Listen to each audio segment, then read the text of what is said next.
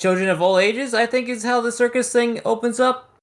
This is the Shut Your Mouth Lounge, episode 240p, like the resolution on the terrible YouTube videos. Yeah, like the resolution that this will be uploaded at. Yes, that is a guarantee. I am the opening narrator, Pink Sparkle Puff. I am flanked by Addie the hero. Say hi, Addie. Watch your six. Watch your six. And Alex. Say hi, Alex. I'm far away from the computer because my legs hurt. He's a coward and a baby. His legs hurt, so we're giving him a rest this week. So, Addie, would you like to hit the topics or ask us the questions of what we've done or are uploading this week? Yes. I forget what order we do things. Yes, what are we uploading this week? Pink. Yes, what am I uploading this week? Heck if I know. Maybe Dead by Daylight. I neglected to record like any session I did with Mike this week, so maybe not, but I've definitely got some older stuff that I need to get off my hard drive, so I will probably get that stuff uploaded over the course of the week. And I think I've got an Armello session that still needs to be uploaded, so if I have it, that will be up. If not, then it obviously won't. Yeah. Alex? Definitely something Total War, but other than that, I can't entirely be certain. Don't know how busy I'll be this week. Yeah. Alright, and as for me, well, on Monday, there's definitely going to be a second part to my edited playthrough of The Last of Us. Oh. And then I will try to aim to have the Stray review out by Friday, but it's not. Like, it's right now. It's in the part of production where I've read the script, but I still need footage for the video, so I'm gonna have to record footage and then edit the whole thing together, and that's gonna take a while. Yeah. Like the last review, the Songbird Symphony one, that took me 4 hours to edit. Well, actually, it took me 4 hours in one session, but I did 2 sessions, so I guess it's more like 6 or 8. So yeah, for a whole 4.5 minutes of content, it took me maybe 6 or 8 hours. You know. And it's not even like I do wild editing. My equipment is just subpar.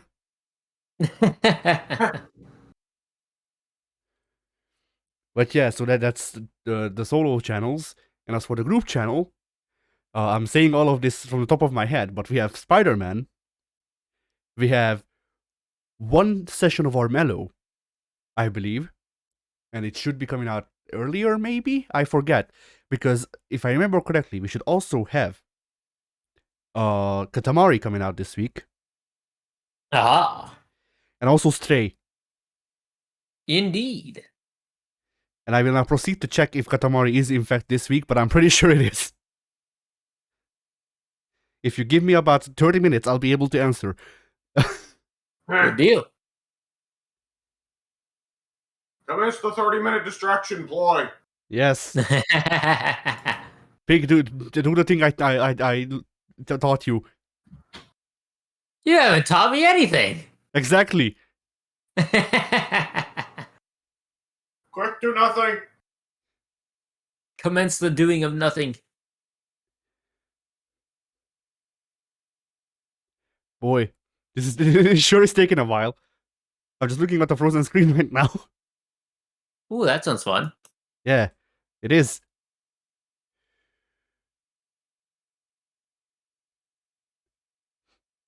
I'm gonna ask y'all a real hard question to answer.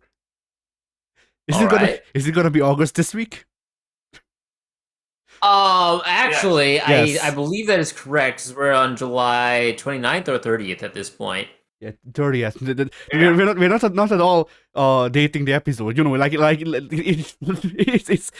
it's totally like we keep it a secret that these podcasts are usually recorded a day before they go live. But yeah, most of the time. Yeah, usually. So yes, I believe I am correct. There should be a Katamari, a Spider-Man, an Armello, and a Stray this week. Good deal. Good content.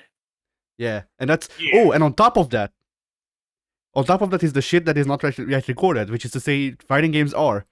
That's also this week. Yes. So you are getting 6 videos this week. Ooh, Yeah. One for every day of the week.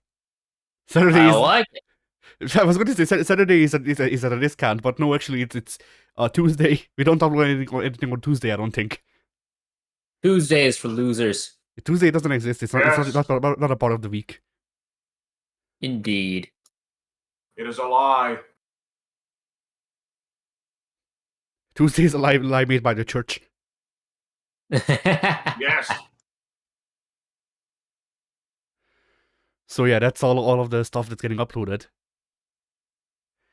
So Pink, Yeah. what have you been up to? What have I been up to? You know what?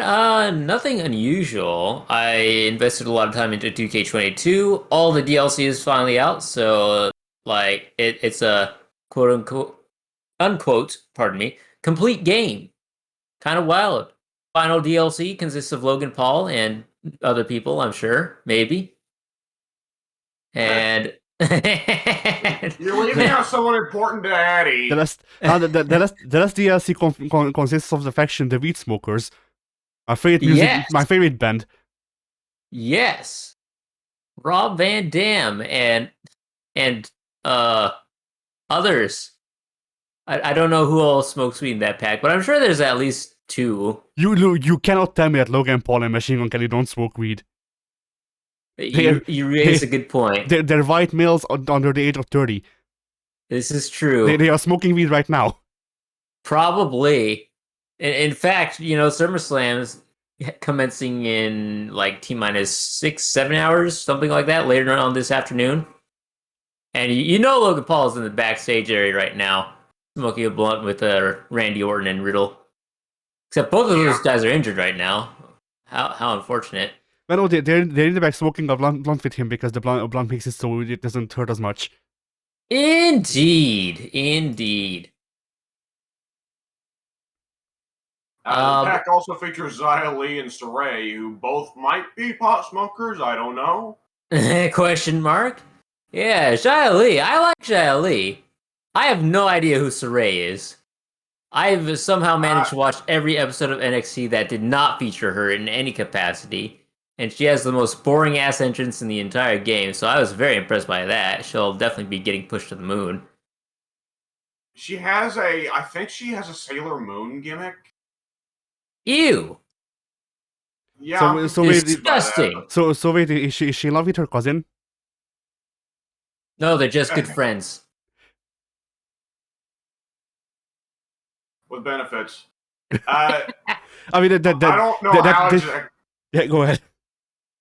I don't know how exactly that's gimmick's supposed to work. I just know that I've seen, like, she has backstage promos, she's wearing a Skullgirl outfit, but then she switches to a proper ring attire when she goes out to wrestle. I don't get it. I don't either. Vince's thinly veiled fetish. The gimmick. Vince is gone. What's she gonna do now? Go unemployed. That's a question that I think about 70% of NXT wrestlers are going to be asking themselves. Yeah. What's gonna happen to Von Wagner? Oh no! Oh no! I don't know what's going on in NXT 2.0. Every now and then I'm like, should we start watching that? But then I remember that my parents were so aggressively repulsed by maximum male models, and I was like, to my understanding, that's all NXT 2.0 is the cheesiest fucking gimmicks. Yeah, that's been NXT almost since their start way back when. There's a lot of over the top gimmicks on that brand. Yeah, so in other words, it's the kind of thing that my family would roll their eyes at, understandably. Yep. So okay. Yep. Yeah, so now that Vince is gone, we'll get that bullet dodged. Yeah. For NXT 3.0, or rather, now that Vince is gone, we'll get NXT 3.0. Yes. No, just the 2.0 gets shaved off on screen with a straight razor. Yeah. all the color gets shaved off by the straight razor too, and there's just black and gold underneath. Yeah. I'm back. No, Triple H just walks into the ring, and as he's walking, all of the color leaves. Yeah. And then he goes into the ring, and then the color leaves the ring apron through. He looks into the hard cam, and he just goes, "I'm back." And segment. I mean, to be fair, WWE production pulls this shit off. I'll pop. Oh, of course.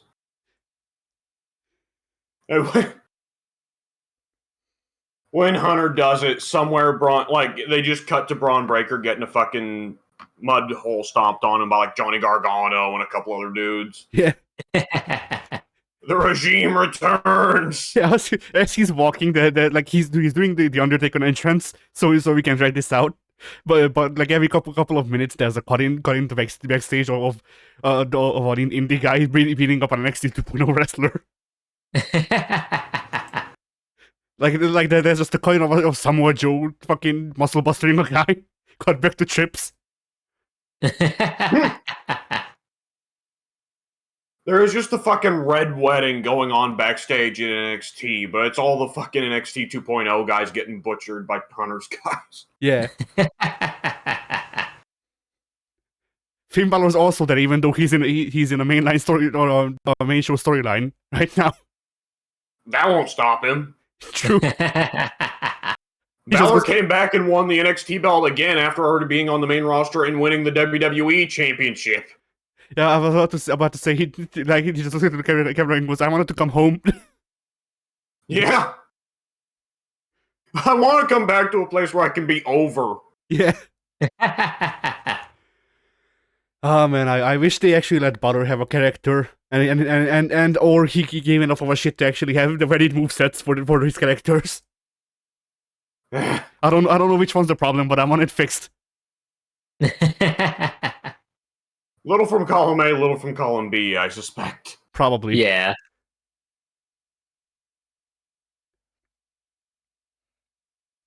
Man, yeah. It's been very exciting wrestling stuff to talk about, but I think we should probably save that for nearer to the end. True. Let's see. Outside of the 2K22 stuff that I did, which not a lot to report on there. Let's see. I've played a lot of Dead by Daylight with Mike, obviously, and I invested a lot of time into Civilization. Played a little bit with my brother. The other day, had some fun. He was playing as Spain. Who was I? Why do I remember who he was, but I don't remember who I was? Oh, I was the Inca. The fun thing about the Inca is that they get so many mountains with their spawn bias, and a lot of hill tiles as well. And there's always the struggle of, do I want to place a very nice campus district down in between all these mountains? Or would I rather put down a terrace farm and get, like, monster food yields? Yeah. I usually go for the high yields because they're far more pleasant to look at. But there's not enough visceral satisfaction to the system they use for the campuses and all that. Yeah. I want those big juicy yields, boy. Your campus districts, they don't satisfy the primal desires to see large numbers on the screen. Big number. Do combo. Do combo, yes. Man, Civ 7 better have a combo system. Otherwise, I think I gotta pull out. Yeah, like that's one of Civ 7's tutorials. In this world, there are two philosophies: big number and do combo. That's just how they call building tall or wide.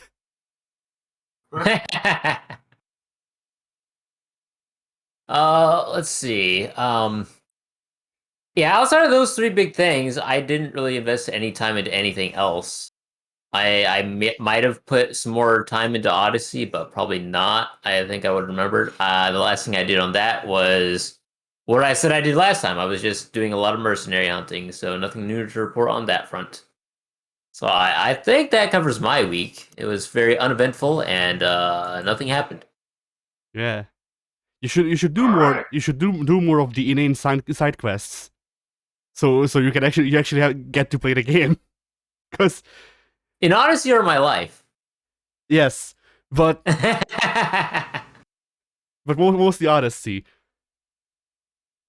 Like the thing is that the mercenaries don't really give you experience from what I remember. They're just a pain in the ass to deal with when you're under leveled. So that is true, but the grim satisfaction I get from Spartan kicking them off mountains is just incomparable to anything else in the game.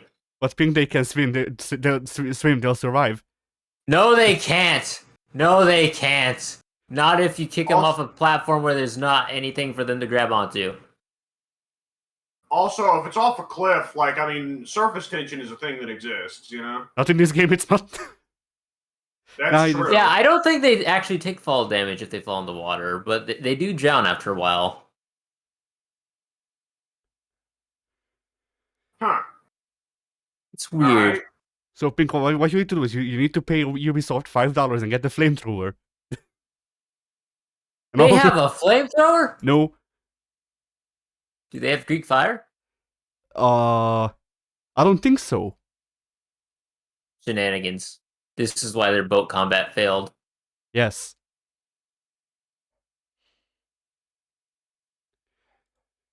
But yeah, I guess I'll move on to my week then. Sounds good. Well, I did draw a couple of things. As y'all might have noticed, I did redraw my avatar. So there's that. Yeah. I did the thing that I wanted to do for a while and just tried my best to actually like make lips work. I don't know if it worked, but hey, I tried. Effort was made. Yeah. Yeah. Like, it's a thing of like the lips. Like, it's fine, but from this distance it does look kind of creepy. But at the same time, that's just kind of lips. Heh. Heh. So I don't know if I did a good job or not.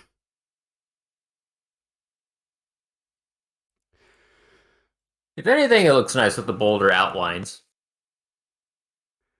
Ah, thank you. Yeah. Then, let's see. Well, the Pink, is it?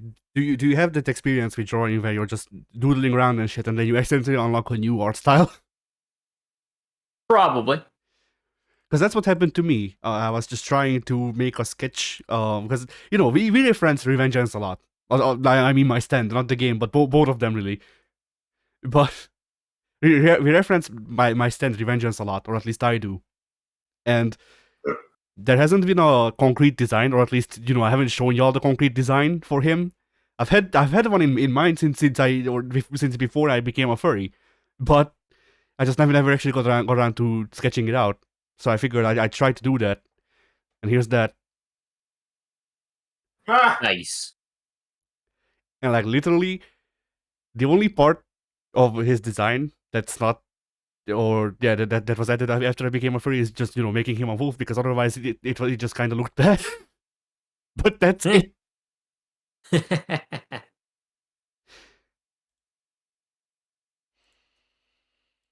And there's there's other stuff like that. I also have in mind what his back would look like, but I don't really do ref sheets. I don't know how to do ref sheets good, because I'm not good at doing the same pose from different points of view. Yeah. But once I actually learn how to do that, I know how he looks like, because I have a concrete idea for the design. So on more curse news, I guess. While waiting for Pink to do the stray recording that didn't happen 2 days ago. Like, we recorded stray, but we also didn't. You see. we recorded like 2 frames of Stray, Yeah. because that's all it would allow. Heh.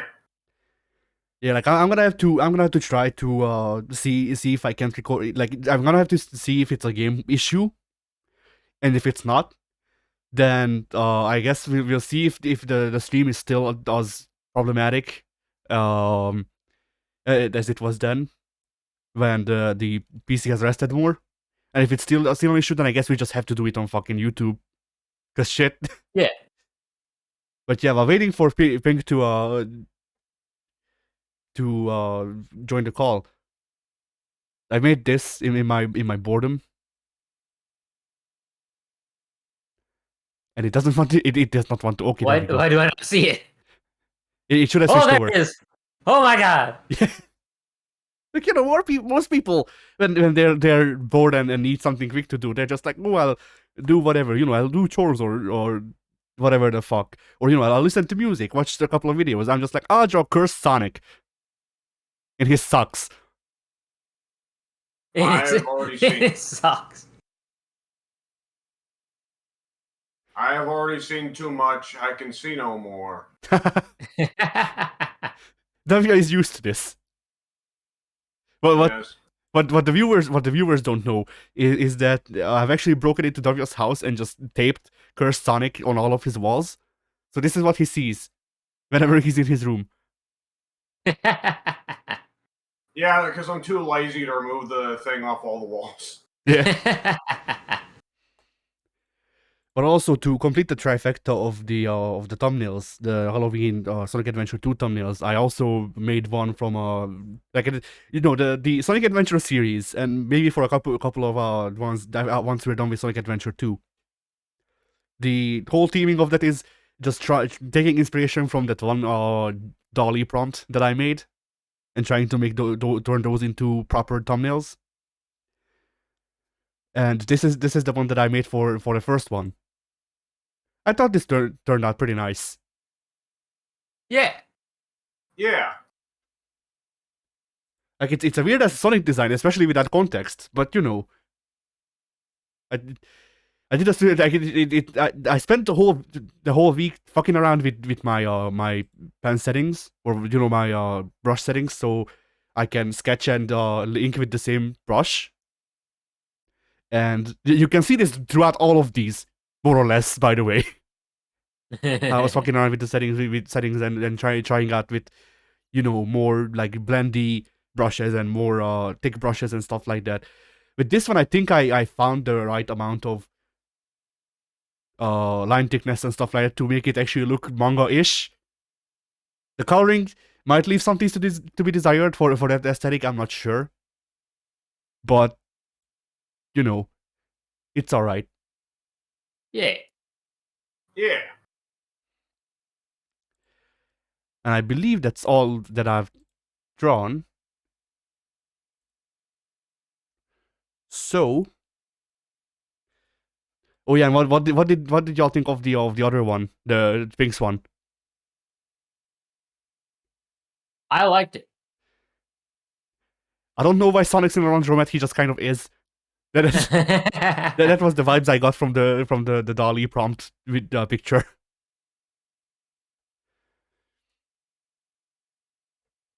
The one funny note is that nobody will notice because you need to zoom in, and I'm not sure if it's even like legible once you do. But for the cleaning thing on the machine, I just wrote clean clothes and knuckles, and I like the implication that this just removes blood.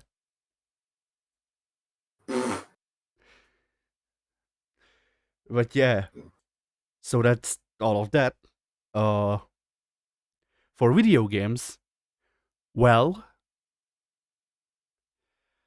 I played a bit more of Damascus Gear, which Pink knows about but W doesn't. And Damascus Gear is a Diablo-like mech game that was published by Arxis for the Vita, the PS Vita.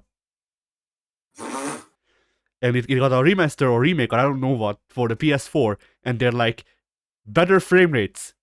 The game still dips below like single digits, you know. Amazing. Yeah.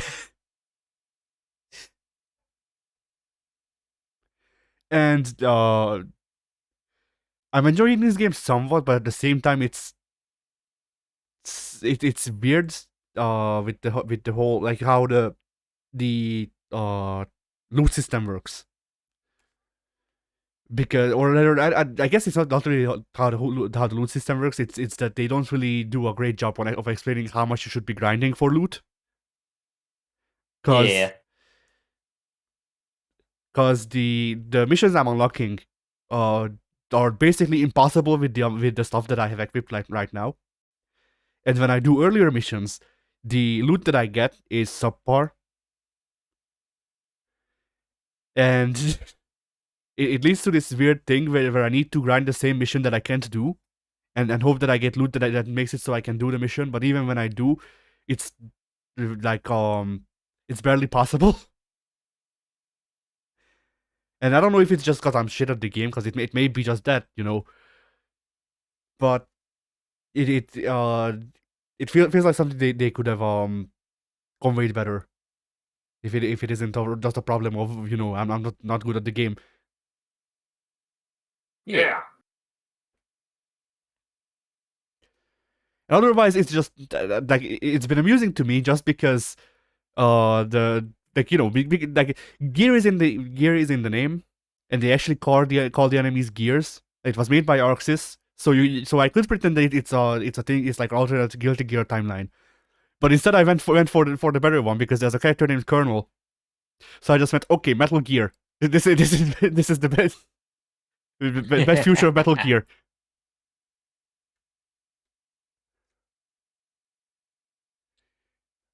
And you know, with the amount of exposition there is in each cutscene where there's only like one picture and a person is talking, it could just be a transcript of Metal Gear cutscenes, you know. Yeah. The only problem is that at least with Metal Gear, you know, Kojima writes interesting stuff usually. Like when a cutscene takes more than 5 minutes, there's usually a reason, because Kojima is like, hey, here's my latest wiki dive. And in this game they do similar things, but it's mostly just like dumb anime bullshit. And I'm fine with that on some level because, you know, I can be like I don't mind anime overall. At the same time, when it goes past 5 minutes and there's no substance, it makes it kind of hard to put up with it when it feels like that's every cutscene. Yeah. But yeah, other than that, the combat mechanic is also kind of weird. And I guess that may be the main reason why I'm not sure if I'm enjoying the game, just because the melee weapons feel delayed, and the ranged weapons like hard lock into one direction. If you use, like, there's submachine guns, there's sniper rifles, and there's shotguns. Although I haven't used a shotgun yet, I haven't gotten that as a job yet for ranged weapons. And the submachine gun, you know, you're supposed to use it how you'd imagine a submachine gun. You press down the button and then shoot, and you know, shoot a barrage of bullets and shit. But when you press down the button, the character locks into one direction, whichever direction you're facing, and you can't turn. And this game doesn't sound great. Yeah, and a lot of this game is about movement. So you can still move by shooting, but you're still turned to one direction and you can't turn. So submachine guns just feel very bad to use. And they also seem like it feels like they deal no damage whatsoever. Yeah. Sniper rifles have a similar issue where you're supposed to charge them up for more damage, but from my experience, they don't do more damage, which is weird. Ooh. This game sounds like it sucks. A bit. It feels like that a bit. Like I've heard people talk about Damascus Gear before. I don't know if it was this one or a previous one. It could have been a previous one. I've heard people say that it's a good mech game, and like, you know, for me it's a hard style because I don't like mechs.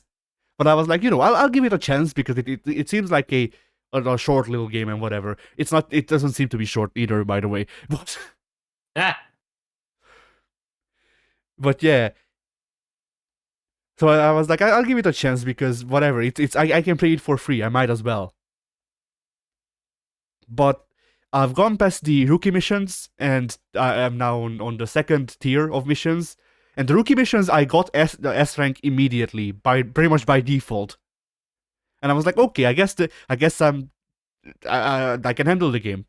And then we go to the next rank, and there's just a sudden big difference in difficulty, like a big leap in difficulty. And it also feels Cool. like it also feels like the difficulty is not based on your skill as much as the stats. And it seems like a game where you would have a lot of time if you like, or a lot of fun if you like crunchy numbers. But considering that I literally have papers telling me that I shouldn't because I don't do numbers, you know. Like it's very much a min maxers game where you need to look at how many points of like how many points your equipment can use, because it's on a point based system and you can go above a certain amount of points for your whole mech. And like, trying to figure out how many or whichever equipment you can use and how to min max your points usage to how much damage you do and how fragile you are and stuff like that. But it really feels like whenever there's boss enemies, and there's one every couple of missions, it feels like whenever there's a boss enemy, I can handle the little guys in the map fine, and then the boss comes, and the boss shoots me with like one barrage, and I'm dead. And there's things that are supposed to make this easier, like how you can heal while in on the, like, you don't need to stop the game or whatever. You can just heal whenever. But you can't heal while doing other actions. So if I'm attacking, then I can't heal. I need to wait for my attacking animation to stop for like a thousandth of a second to pass, and then I can heal. And it doesn't seem like a lot, but when you're being fired at from 4 different directions, it feels like a lot. So yeah. So that's the Damascus gear. Sounds great. Yeah. Then I played a good bit of multiverses, and the longer the beta goes on, the worse the netcode seems. Yeah. It seems inconsistent in quality. Hey, soon. I just had to fucking name drop multiverses, and Soon is summoned here immediately. Yeah. What were you talking about, Alex? Sorry for interrupting. No. Except saying, conveniently enough, Addy insults multiverses and soon appears to defend it. I don't need to defend it. I'm good. But yeah, all I said was that the more the beta goes on, the longer beta goes on, the worse the netcode seems. Because, like, on the first day, I had a couple of matches, and the netcode felt alright. It's what I expect out of rollback. And then today, I've been rolled, like, in all but one of my matches, I've been rolled back off of the map multiple times. That sounds fun. Yeah. And I don't know if if I just got unlucky and most of my fucking opponents were on McDonald's Wi-Fi or something. But like, it legitimately was a thing of I'm attacking them, they're attacking me, we're both in there. Okay, cool, whatever. System are you playing on, by the way? PS4. Okay, that's why. PS4 is known to have some pretty severe issues with the netcode for whatever reason. I think PS5 as well, but mainly PS4 is having serious issues with netcode. People have been reporting that the only time they ever experience lag is when they're playing with like PS4 or PlayStation users. So I think it's just a problem with the PS4. Well, the problem is that everybody has a fucking PS4 right now because nobody has a PS5.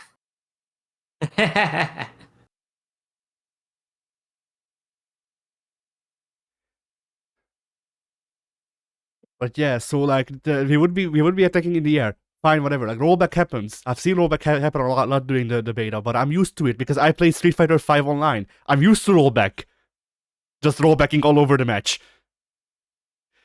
But the dumb thing of both of us landing on the ground after attacking each other, and my enemy remains on the ground, and I'm just suddenly off of the map, and I can't recover because rollback is happening, and then I'm dead. Yeah, that some shady stuff has happened to me with rollback too. Like, I was doing one of Iron Giant's combo chains, which is a very long, slow chain. And it was like after, I don't know, the like 10th or so combo hit, suddenly the enemy just teleports behind me, which is impossible with Iron Giant's combo chain. And even though he took all of the damage from the combos, he was behind me and then he kicked me out of the arena. So that was fun. Yeah, But that's been a lot of my experience, but I just figure, oh, whatever. Maybe like, I usually just go over. Maybe I guess they dashed out of the combo. I don't know how you do it because I've never been able to do it myself. But hey, maybe I just don't know some tech. yeah, But there are some characters who not all combos work on all characters because some characters are too light for the combos. So it could have been that, but most likely it was just rollback being kind of shady. yeah, and I can put up with that. Like when that shit happens, I'm like, okay, whatever. And once again, I'm used to rollback. I don't really take it as a thing of rollback is stealing my combos or whatever because I played Street Fighter before the network patch. Right. I'm used to rollback sucking ass, but it's not even a rollback issue. It's a specifically a Street Fighter 5 rollback sucked ass and now is kind of okay from what I remember. But anyway, when it's so blatant that rollback is what's killing me, that I'm on the stage and then suddenly I'm not, and then I'm falling and I'm trying to recover, and rollback is just teleporting me up and down the wall, and then and I'm dead. That's kind of bad. Yeah. Yeah, no, I agree with you. It is pretty bad in some matches. I luckily don't have it too often. Again, it's only when I play with PlayStation 4 players that I have that issue. Uh, but yeah, it gets really bad when it is happening. I agree with you. So yeah, that's been my experience today. Like once again, yesterday fine, the day before fine. Like when ever since the beta came out, fine. Except today. Today rollback just went. You know what? No, I need a break. And this could be fixed. Like if you could customize your rollback frames, so you could tell it to delay the inputs by 3 frames or whatever, that could fix it. But we don't have those options. Yep. It does help that it does hurt, excuse me, it does hurt that there's also just the technical limitations to these kinds of things when it's so crossplay, you know? Yeah. Yeah, that's true.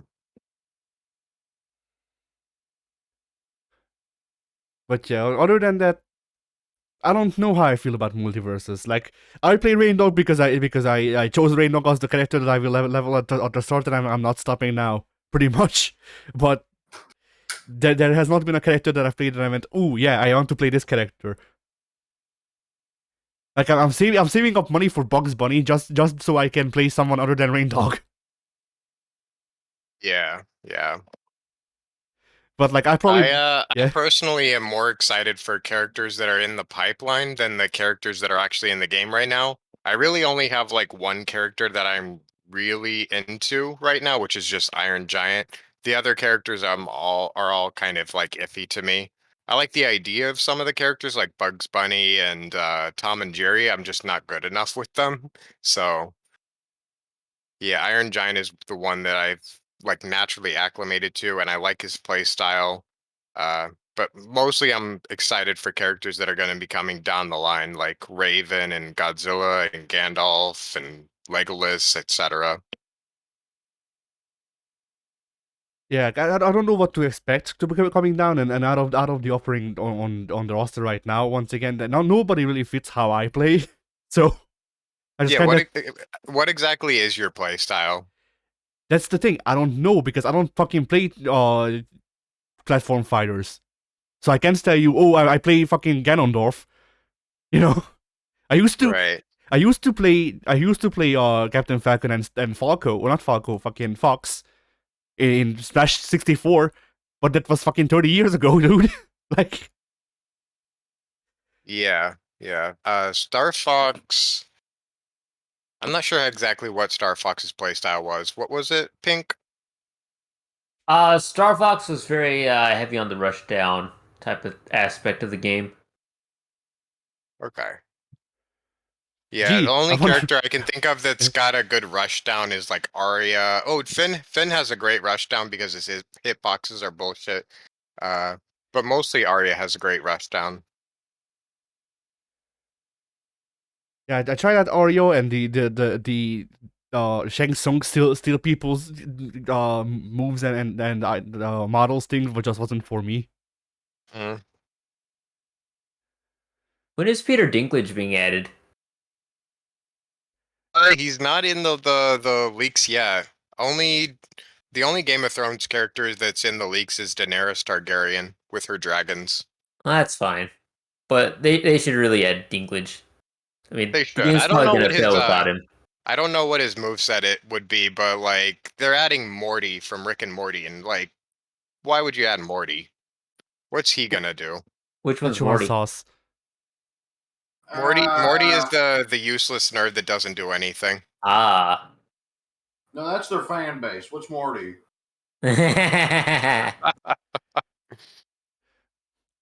But the only thing I know Isn't about Morty's Morty's primary yeah, go ahead.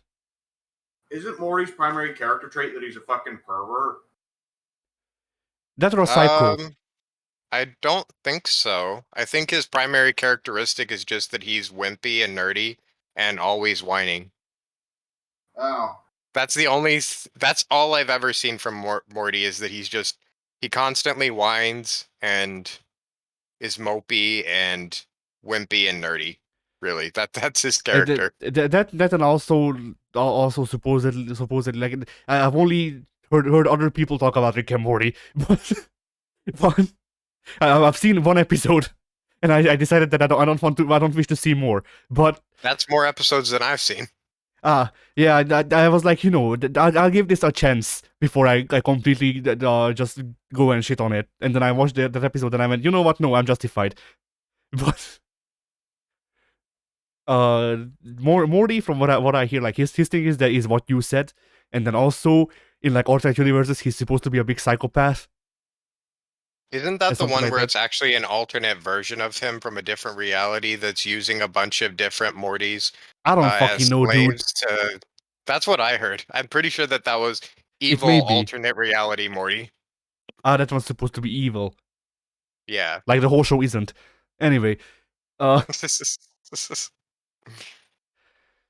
so yeah, I don't even know who they could add to like to give me a character, cause like most characters that I can think of that would even appeal to me, it's like I don't even know how they'd play. Like how do you make Samurai Jack, for example?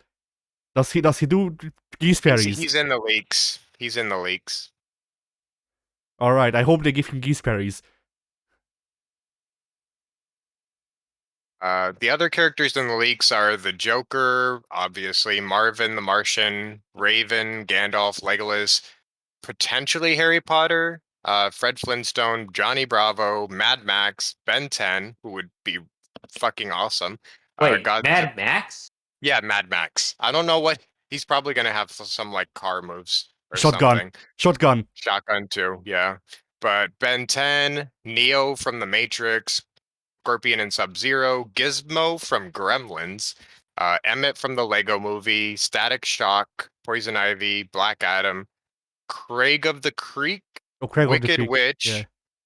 Daenerys Targaryen, and Ted Lasso. Who? yeah. Ted Lasso is a character from a very popular TV show right now, played by Jason Sudeikis. It is a drama comedy, and it's about a American. So there's a football club over in England, and the only reason I know so much about this is because my parents have actually been getting into the show for the last week or so. But there's a football club over in England, and it's a rich guy and his wife own it. The rich guy divorces his wife. The wife decides to get payback by deliberately hiring the most incompetent coach for the soccer team possible. So she goes and gets an American, like Tennessee redneck, who knows nothing about soccer, to coach. But of course, it's always the charm of the story is, but the like Tennessee Redneck has such a go-get-em attitude and is so like kind-hearted and such a great leader that he nonetheless does way better than anyone expects and starts leading the soccer team to massive success instead. So it's kind of a springtime for Hitler kind of thing. Obligatory fuck soccer. Wow, that was. I didn't even get full like Pink from Pink there. That was Pink had so little interest in that he just gave it You lost me at football, then you lost me further at soccer. Actually, if I'm being completely honest, you lost me at when you said the actor for Ted Lasso. I don't even know who that actor is, honestly. Me either, but that's no shock to anyone here. Jason Sudeikis was Olivia Wilde's ex-boyfriend before she started dating that Harry Styles guy. SNL kind of guy. W, do you actually expect Pink to know who Hairstyles is? No, but I expect him to know who Olivia Wilde is. Ah, yeah. I'm well aware. Yeah, like that's absolutely Pink's wheelhouse. Like, okay, I gotta figure out how to relate this celebrity to a hot chick that Pink's into. Yeah, I don't think I've ever seen a movie with him in it, honestly. I mean, I've heard of movies that have had him in it, but I've never seen any of them.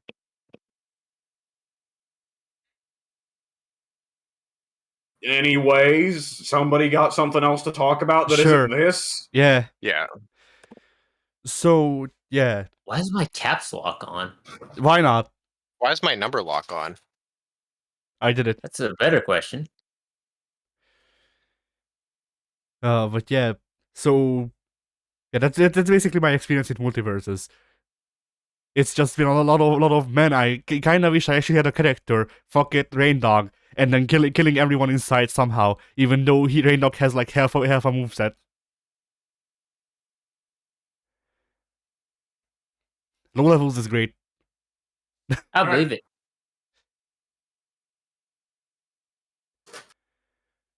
I had the worst fucking matchup with Rain Dog. I had a mirror match against a guy who was literally starting at level 1 with Rain Dog. Mm. And I'm just like, matchmaking, why? So He probably got a high MMR on another character and then switched over to Rain Dog to try him after unlocking him. yeah, maybe. So I let him figure out a couple of moves and shit. I still did moves because, you know, I don't want to be too patronizing and stuff like that. I wiped the floor with him accidentally, as I am wont to do. It didn't rematch me. I felt bad. I didn't like. Usually I figure out a way to put on a bit of pressure with Rain Dog. I didn't even do that in that match because I was trying to be nice and let him figure out how to play the character, and the character sucks for himself. But like, you know, despite that, he didn't know how to do spacing, and basically proceeded to kill himself. Oof. Yeah. Yeah, I had a bad matchup. It was an Iron Giant mirror, where I just completely demolished the guy. He wasn't even level 1. He was like level 12 Iron Giant. And I like comboed him to over 100 in like the first 30 seconds of the match. And then he just lands on the ground, looks at me, and then walks off the map twice in a row. Ah, nice. Assault. I've had a similar match against the Shaggy when I was level 7, I wanna say, with Rain Dog. He was like level 13 with Shaggy. And I got the first stock free, more or less. And then shit started lagging out because, you know, PS4. And he killed me once, and then proceeded to teabag me. And that was his last mistake. that was the last surprise. That I then proceeded to cleanly take the rest of the set off of him. Oh, hey, Corn. clown. Alright, I guess. No, never mind. Clown? Yeah. Hey! What's going on? We're doing the podcast. Oh, you're doing a podcast? Yeah. Well, all right. Yeah, I'll join back later then. No, I was it's gonna go fine. I mean, dash we're doing the podcast in this part of the Discord, so people can join freely. Oh, okay. Well, What was the topic but of discussion? it's whatever we've done this past week. So expect we're going to be talking Star Wars and Marvel. So you're probably fine to drop out anyway. Yeah. Yeah, I'll probably drop out for now, and I'll join back up if you guys are on later. All right. All right, later, guys. Bye. See ya. See ya. There we go. If we want to keep him on for a podcast, we better start talking about drinking and drugs. Yeah. Even though one of the reasons we do the podcast here is so he can join because he expressed interest, but you know. Well, Eddie, you weren't there for it, but I suspect that's not going to be a thing for a while, Yeah. if ever.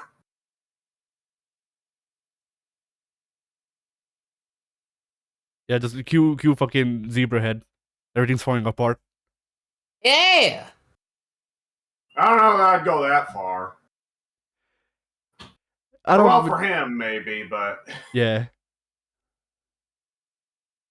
So anyway, it's on recording, so I don't want to say yeah, anything too bad. yeah, I was about to say on less depressing topics. So, where was I? Yeah, I also had a couple of funny matches with the Shaggy. Proceeded to take the whole set clean off of him. He in the whole set he regarded me once when I legged out. So that was cool. I like doing stuff like that sometimes, especially with fucking a character who can't do much, like Rain Dog in 1v1s at least. And then the other funny bit for me was I think I even lost that match, but the bit was very funny. I was facing a Wonder Woman, and as you know, one of Wonder Woman's gimmicks is just to say fuck Rain Dog pretty much, because most of Rain Dog is zoning, and Wonder Woman has a thing that explicitly makes it so you can't zone her out. And she kept baiting me during the whole match to do wordless zoning, but eventually I caught on, and there was a bit where she just went into the stance and was just waiting for me to do a zoning so she can retaliate. But I wasn't going to start zoning because I knew that she went into the stance. So we just spent a couple of seconds looking at each other, and then I taunted, just started dancing, and then Nice. yeah. The best part is if I don't cut the taunt short and attack her, we might still be there standing looking at each other.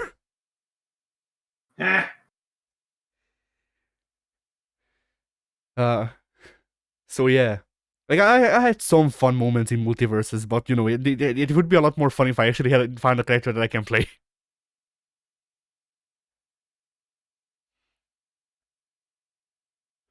So yeah, that's multiverses, at least for me.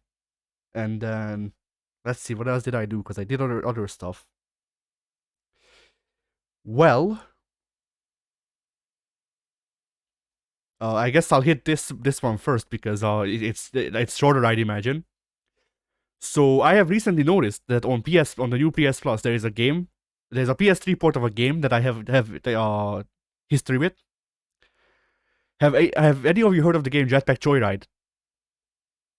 I think so. Yep. That sounds familiar. Was that a Flash game?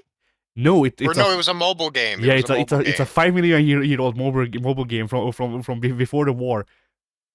Yeah, that was like one of the first mobile games, like like Fruit Ninja type. Yeah, it came out in 2012, I think. Yeah, like Temple Run, Fruit Ninja, that period of time. Yeah, I remember that. So recently, I found out that not only is there a PS3 port of that, but the PS3 port is in PS Plus. Ah. So I've been grinding that just for nostalgia's sake, because like I have Red Dead Redemption 1 and 2 there. I have fucking like all of the Batman Arkham series. I gotta step out for a little bit. All right. I have all of the God of War series. I have what else? That's something like that. I have all of Darksiders. And instead of playing any of those, I'm playing this PS3 port of a mobile game that's very much outdated because I'm pretty sure the phone version would have been updated after the PS3 port.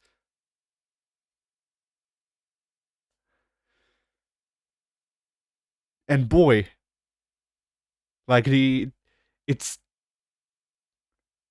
how do I put this?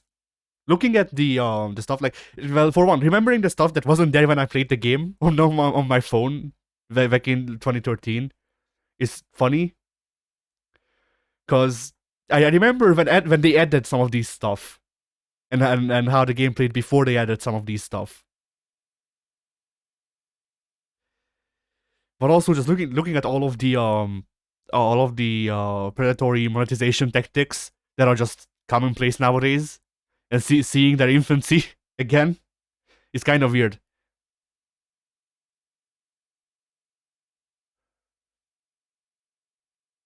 Did I cut out for everyone, or No, okay? I just don't think I have anything to add to that. Yeah, I don't either. Yeah, I just figured I'd ask because usually when there's a lot of space, it's you or a lot of dead air or one person talking. It's a good thing to ask if people's internet is still fine. Yeah, that's definitely true for us.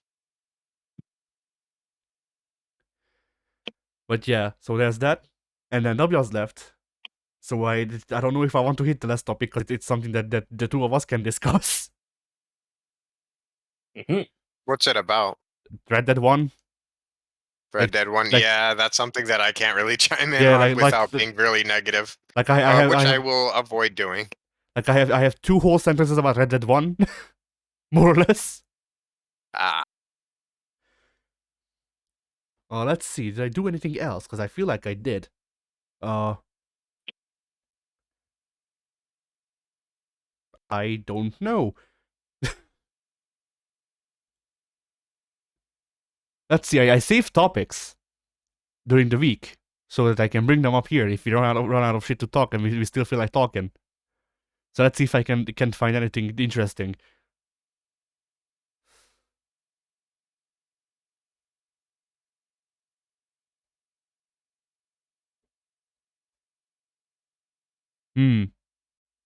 Not much. Aha. I see. Like actually not much.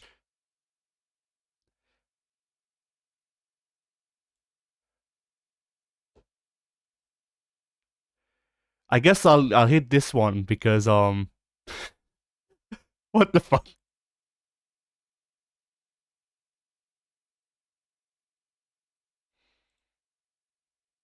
So anyway, how do you? Okay, Yeah. you're still there. Okay. yeah, I am. I just so focus attacking is a is a thing in Street Fighter 4, and it breaks through guard, and that's all I really need to explain to y'all to understand the mechanic. There's a post here called Focus Attack Immunity, which could just be someone being really good to bait it out and shit like that, but it's not safe for work.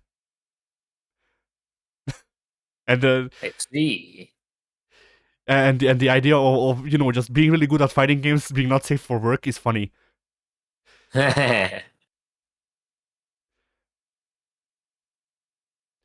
I guess we can discuss this. So continuing in companies dropping the ball with video games. That a new Digimon game released like 2 days ago, and not only did everyone who pre-ordered the game not receive the pre-order bonus, but also there was not enough copies for people to pre-order. Ooh. What? Yeah, there was more demand than what Bamco had pressed of the game. Huh. Huh. Is it a good game though? Supposedly, like it's not a Ah. it's not a like a big complex game from what I like. The things I've heard is that it's a really good visual novel. It is a visual novel strategy game. So and most of the game is visual novel. So it's a good game, or at least a good visual novel. But also, like, I'm not sure how much interest people would have who don't like strategy games or Digimon. What's it called? The Digimon Survive. It's a game where you can actually, or it's a game where people can actually die. it seems like they took the Nonary games as a thing to go off of. And if the writing is like the Nonary games, then I need to buy this game post haste. Oh shit!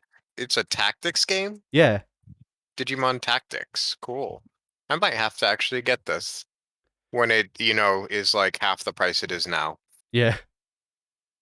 Yeah, visual novel plus tactical combat. Yeah, that sounds like my thing.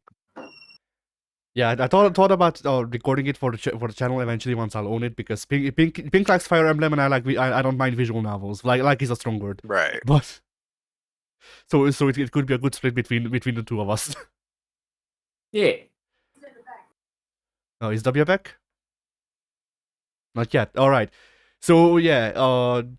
So wait, with the Digimon, does it have like the creature collection aspect, or is it? Because I do like creature collection games. The Ye- problem is that that's pretty dominated by Pokemon. Yeah, that's the thing. Like Digimon handles the creature collection 3 ways now that I know of. The separate games do it differently.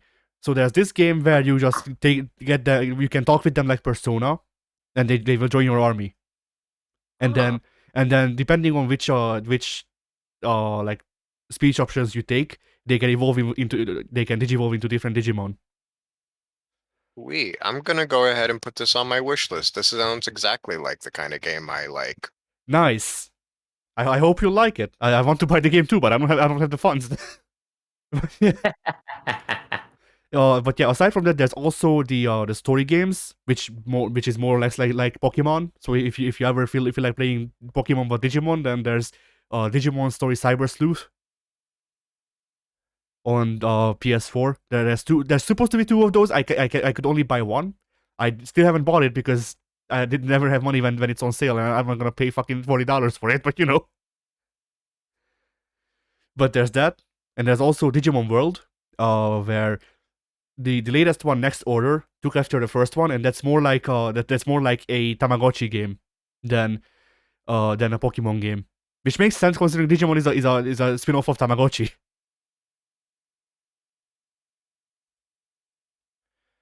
Is that I back? didn't know that. Yeah, Neither did I, Alex. I couldn't tell if he was actually talking to Addy or not. Eh. Oh, he is. Okay. yeah. So W, we decided to hold this topic back because you're the only other person who can talk about it. But the last thing I did this week was Red Dead 1, and Oh yeah. yeah, and increasingly I don't know how I feel about the game, or at least how I feel about being able to experience it right now. Because it's simultaneously a thing of the stuff that I've raised last week, and also the more I get into the game, the more Rockstar's writing like favorite writing tropes are coming up, and I'm just like, oh no, a Rockstar game. You're in the Mexico section, aren't you? Not yet. I'm still fiddling around with the guy with the W in his name, and Seth. Shockingly enough, only one of them actually fails to follow up on their promises to John. I'll say that. I won't say which one, but Yeah, but the whole after I don't play Rockstar games a lot, but I was still just kind of tired of the whole everyone's an asshole, everyone sucks, always, forever. Writing that they tend to have, and I know that this is an old game, but it's still it's kind of making me go like, well, I don't really want to spend time with these people. well, for that stretch of the game, I think it's actually honestly a pretty even mix because John's not that bad of a dude. The sheriff's generally a pretty cool dude. Nigel West Dickens is a con man, but at the end of the day, I guess he's a bit more ambiguous how you feel about him. I don't Seth know. and I hate Irish him are both immediately. different varieties of dick, but I don't know. what'd you say? I don't know. I hate West Dickens more than I do Seth. Seth's at least weird. Like Seth's obviously unwell. Well, it's weird the difference between the two because Seth is not like a dishonest man, but he's deranged and clearly out for his own weird goal that no one else cares about. But Nigel West Dickens is dishonest, but in an honest way. Right? He's a con man, but his he's weird. He's weird. He's a con man and he's a coward, but at the same time, when he makes a promise, he fucking means it. So, which I think is a much better way of Rockstar handling the characters instead of just Nigel West Dickens going around. Yeah, I'm a shitty person. Look at how shitty I am. Oh no, I betrayed you. Like how every other Rockstar character does. Mm-hmm. Yeah, but at the same time, for me, it really feels like he's just been doing that without the betrayal. Like, you know, he doesn't betray John, but he betrays everyone else. It feels like. Which, like, that's just conning, but still. I don't know. I probably feel worse about Nigel West Dickens if he was a better con man, but he's not a very good con man, so it's kind of like, if you fall for such an idiot's gambit, you know, there's a bit less pity, you know? I guess. Yeah. Like, Nigel West Dickens, like, I mean, there's a reason you see Nigel West Dickens get run out of every single fucking town he starts dealing in, and it's because he's a shitty con man. Okay, I haven't seen him actually keep the con up. I haven't seen him getting run out of a town yet, so that might help. But like, like, you know, it just really felt like they're you know, it's just supposed to be a thing of, oh well, the older people were dumber, and they just fell for this. They just fell for this dumb shit. Also, John, go and help me, like, get these people who have like maybe $1 to their name. Let me get that $1. They don't need it. They can die. Like, well, to be fair, this is gold rush times. The money is flowing more than it seems in some areas. Yeah, maybe so. And I don't know. That's the thing. Like, I don't know that much about like, period appropriate fucking American history, because, you know, that shit wasn't taught in school. I had to learn about the what the fuck did I have to learn? The world wars. I had to learn about how we're always wrong instead. Yeah. But Armadillo out in that country is more to the west. That's a bit more get rich or die trying kind of country. It's less people trying to make it. It's less people trying to survive and more people trying to live, as Korn would say, I guess. So that's just that at that point in history, that's a lot of people. You know, there's some attempts to set up real cities and settlements out there, especially near California. But there's also just a lot of like cowboys out there making fat stacks or trying to make fat stacks off of gold rushes and transporting cattle and spending their money on ludicrous things. Yeah. Because around that time, if they aren't spending on Nigel West Dickens' products, they're probably spending it at the whorehouse. Oh no, I'm not connected to the call, am I? No, you are. You are. Oh, okay. Okay, so then... Oh, so now that's actually makes it worse. Now, instead of being disconnected, instead what I said just went over like a fucking fart in church. Okay. I get you. It's partially just because I don't have a good grasp on how shit worked historically around that time, around those areas. So, you know, that's a part of it. I had to step out for a second there, so I missed like anything you said for the past. I thought you meant that you have to step out right now. No, I had been stepped out. I see. And Soon's still just holding back because he hates Red Dead Redemption 1 because the B button didn't work for him in it. Oh, I don't hate Red Dead Redemption 1. I just can't play it because it literally doesn't work on my consoles. Well, I could probably play it now on PS5, but yeah, on PS4 and PS3, it literally just didn't work because my buttons didn't work both on both consoles. That's weird. There is some magic curse you had. Like, Soon legitimately said when he was born, there was some witch that came and waved her hand over Soon's cradle and said, "You will never be able to play cowboy games," and then just walked away.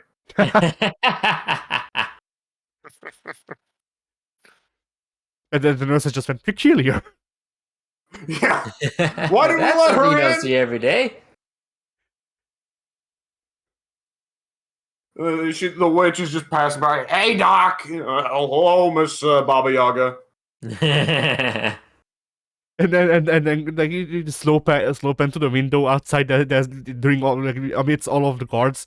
There's just a big house with dog legs. In a handicap space. Yeah. And now I'm imagining Baba Yaga has to pull out keys, and her house on chicken legs honks like with a little lock. Yeah. I gotta get all the curses done in this hospital before 6. The traffic in this place is nuts.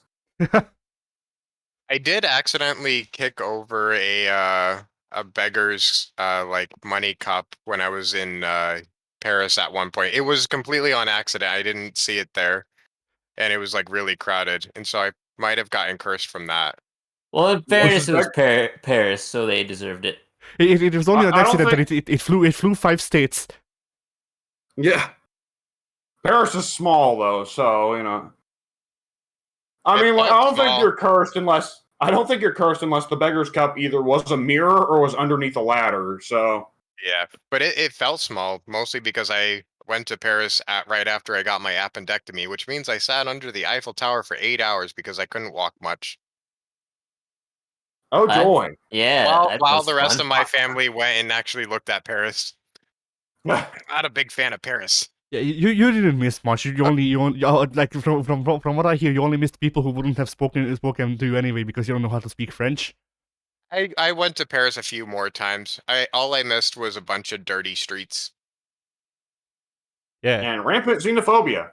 and rampant xenophobia. Yes, and I mean you don't even need you and don't scam even, artists. like y'all don't even need to go far to experience the true Paris. Just go up to fucking Quebec. They would be so pleased if they heard you say that. I know. I'm trying to piss off both versions of French people. Both the real ones and the Tesco French people. Well, I think they want to be Parisians. They don't want to be Canadians. That's their thing. Yeah, You want to piss off the fucking Quebecois, you say they're Canadian. yeah, exactly. No, no, like, I don't need to say them. Like it's I can say it. Never mind. That's too far. Don't be racist. Yeah.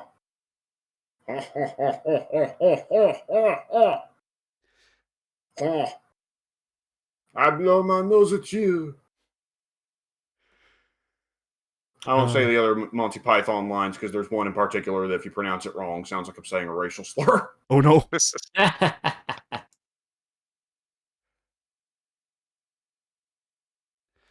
So yeah, that's basically been my thing with Red Dead 1 is that like I'm doing the investigations and sets missions. I think I've actually finished with set for now, but whatever. But yeah, I look at the icon on my PlayStation. I just go West Dickens, and then I go and boot up another game. I think Wes Dickens' voice actor adds a lot of charm to him, so I think the fact that you have like the TV muted or whatever is probably removing a lot of Wes Dickens' charm. Oh no, I hear him. It's just the audio for some reason is fucking deep fried sometimes. Oh, And that's probably PS Now for you. yeah, that's PS Now. I'm pretty sure because this is a consistent thing with only PS Now games, or rather, it's an inconsistent thing that only happens with PS Now games. I do like to imagine, though, it occurring in the middle of Wes Dickens' dialogue, though. So he's like, John, old boy, I need to sell some more of my delightful products, including your soul. Yeah. What? I'm in snake oil. Snake oil, you know. Oh, okay. I can't do a proper John voice because I need to consume several cigarettes first. or just catch Corona, going off of that one time we spoke. Like Yeah. y'all weren't here for that, but W was in the call at like 9 a.m. or something dumb like that. And I joined because I also had just woken up. I joined the call, and then this was when the Corona hit really bad, and apparently just smoked. It just smoked like it sounded like I smoked a whole pack of cigars. And like this was before either of us knew that I was in round 2. So I'm just like, so this happens sometimes, which it does. It genuinely does. But like as we spoke more and it didn't go away, I'm like, something's wrong. It usually doesn't do this. I don't. I'm only a chain smoker from 8 to 9. I don't usually stay a chain smoker from 9 to 12. So yeah. I will go ahead and warn you for this. Red Dead 1 is pretty cleanly divided up into thirds. The first third is in Armadillo. The second third is in Mexico. The Mexican stretch revolves heavily around a civil war. So, shock of shocks in a civil war storyline, there's going to be a lot of people out for themselves and a lot of politicking and backstabbing. But there is one character in particular who is probably the most honest character in the whole game series. It's Dutch. Yeah. I got a plan, John.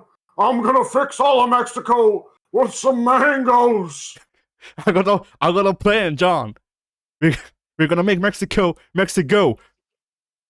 Yeah. We're gonna make it Mexico over there.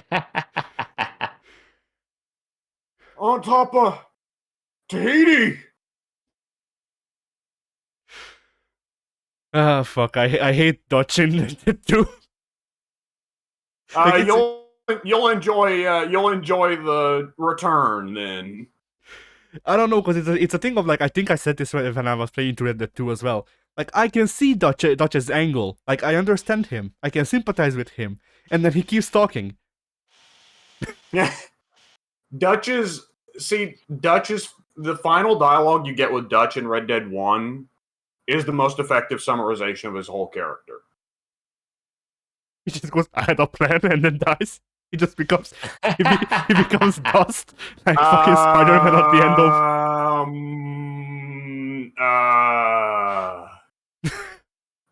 of. He actually kind of does, yes.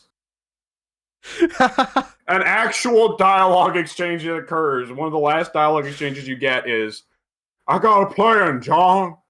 You always got a plan, Dutch." And then he just goes, Mr. Marston, I don't feel so good.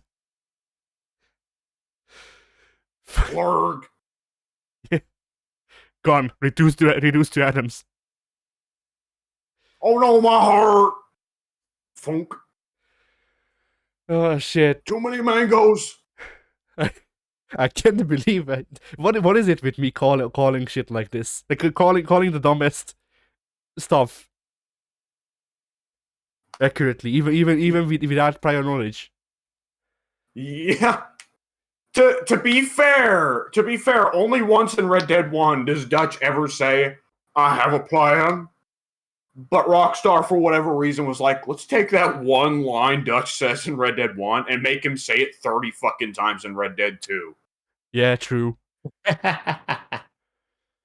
But yeah, like once I'll be done with Red Dead 1, and hopefully I can finish it.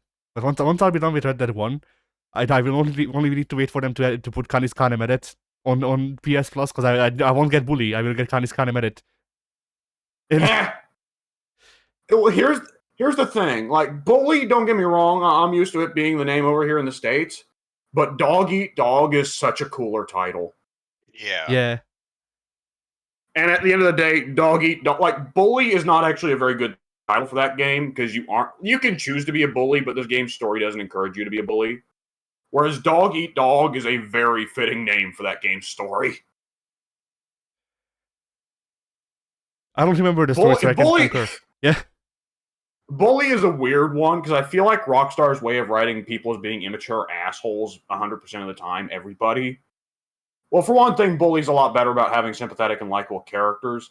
But also, like, the Rockstar writing style works way better for Bully because it's teenage boys. Yeah, they usually are assholes. Yeah. What was the reason for the name change?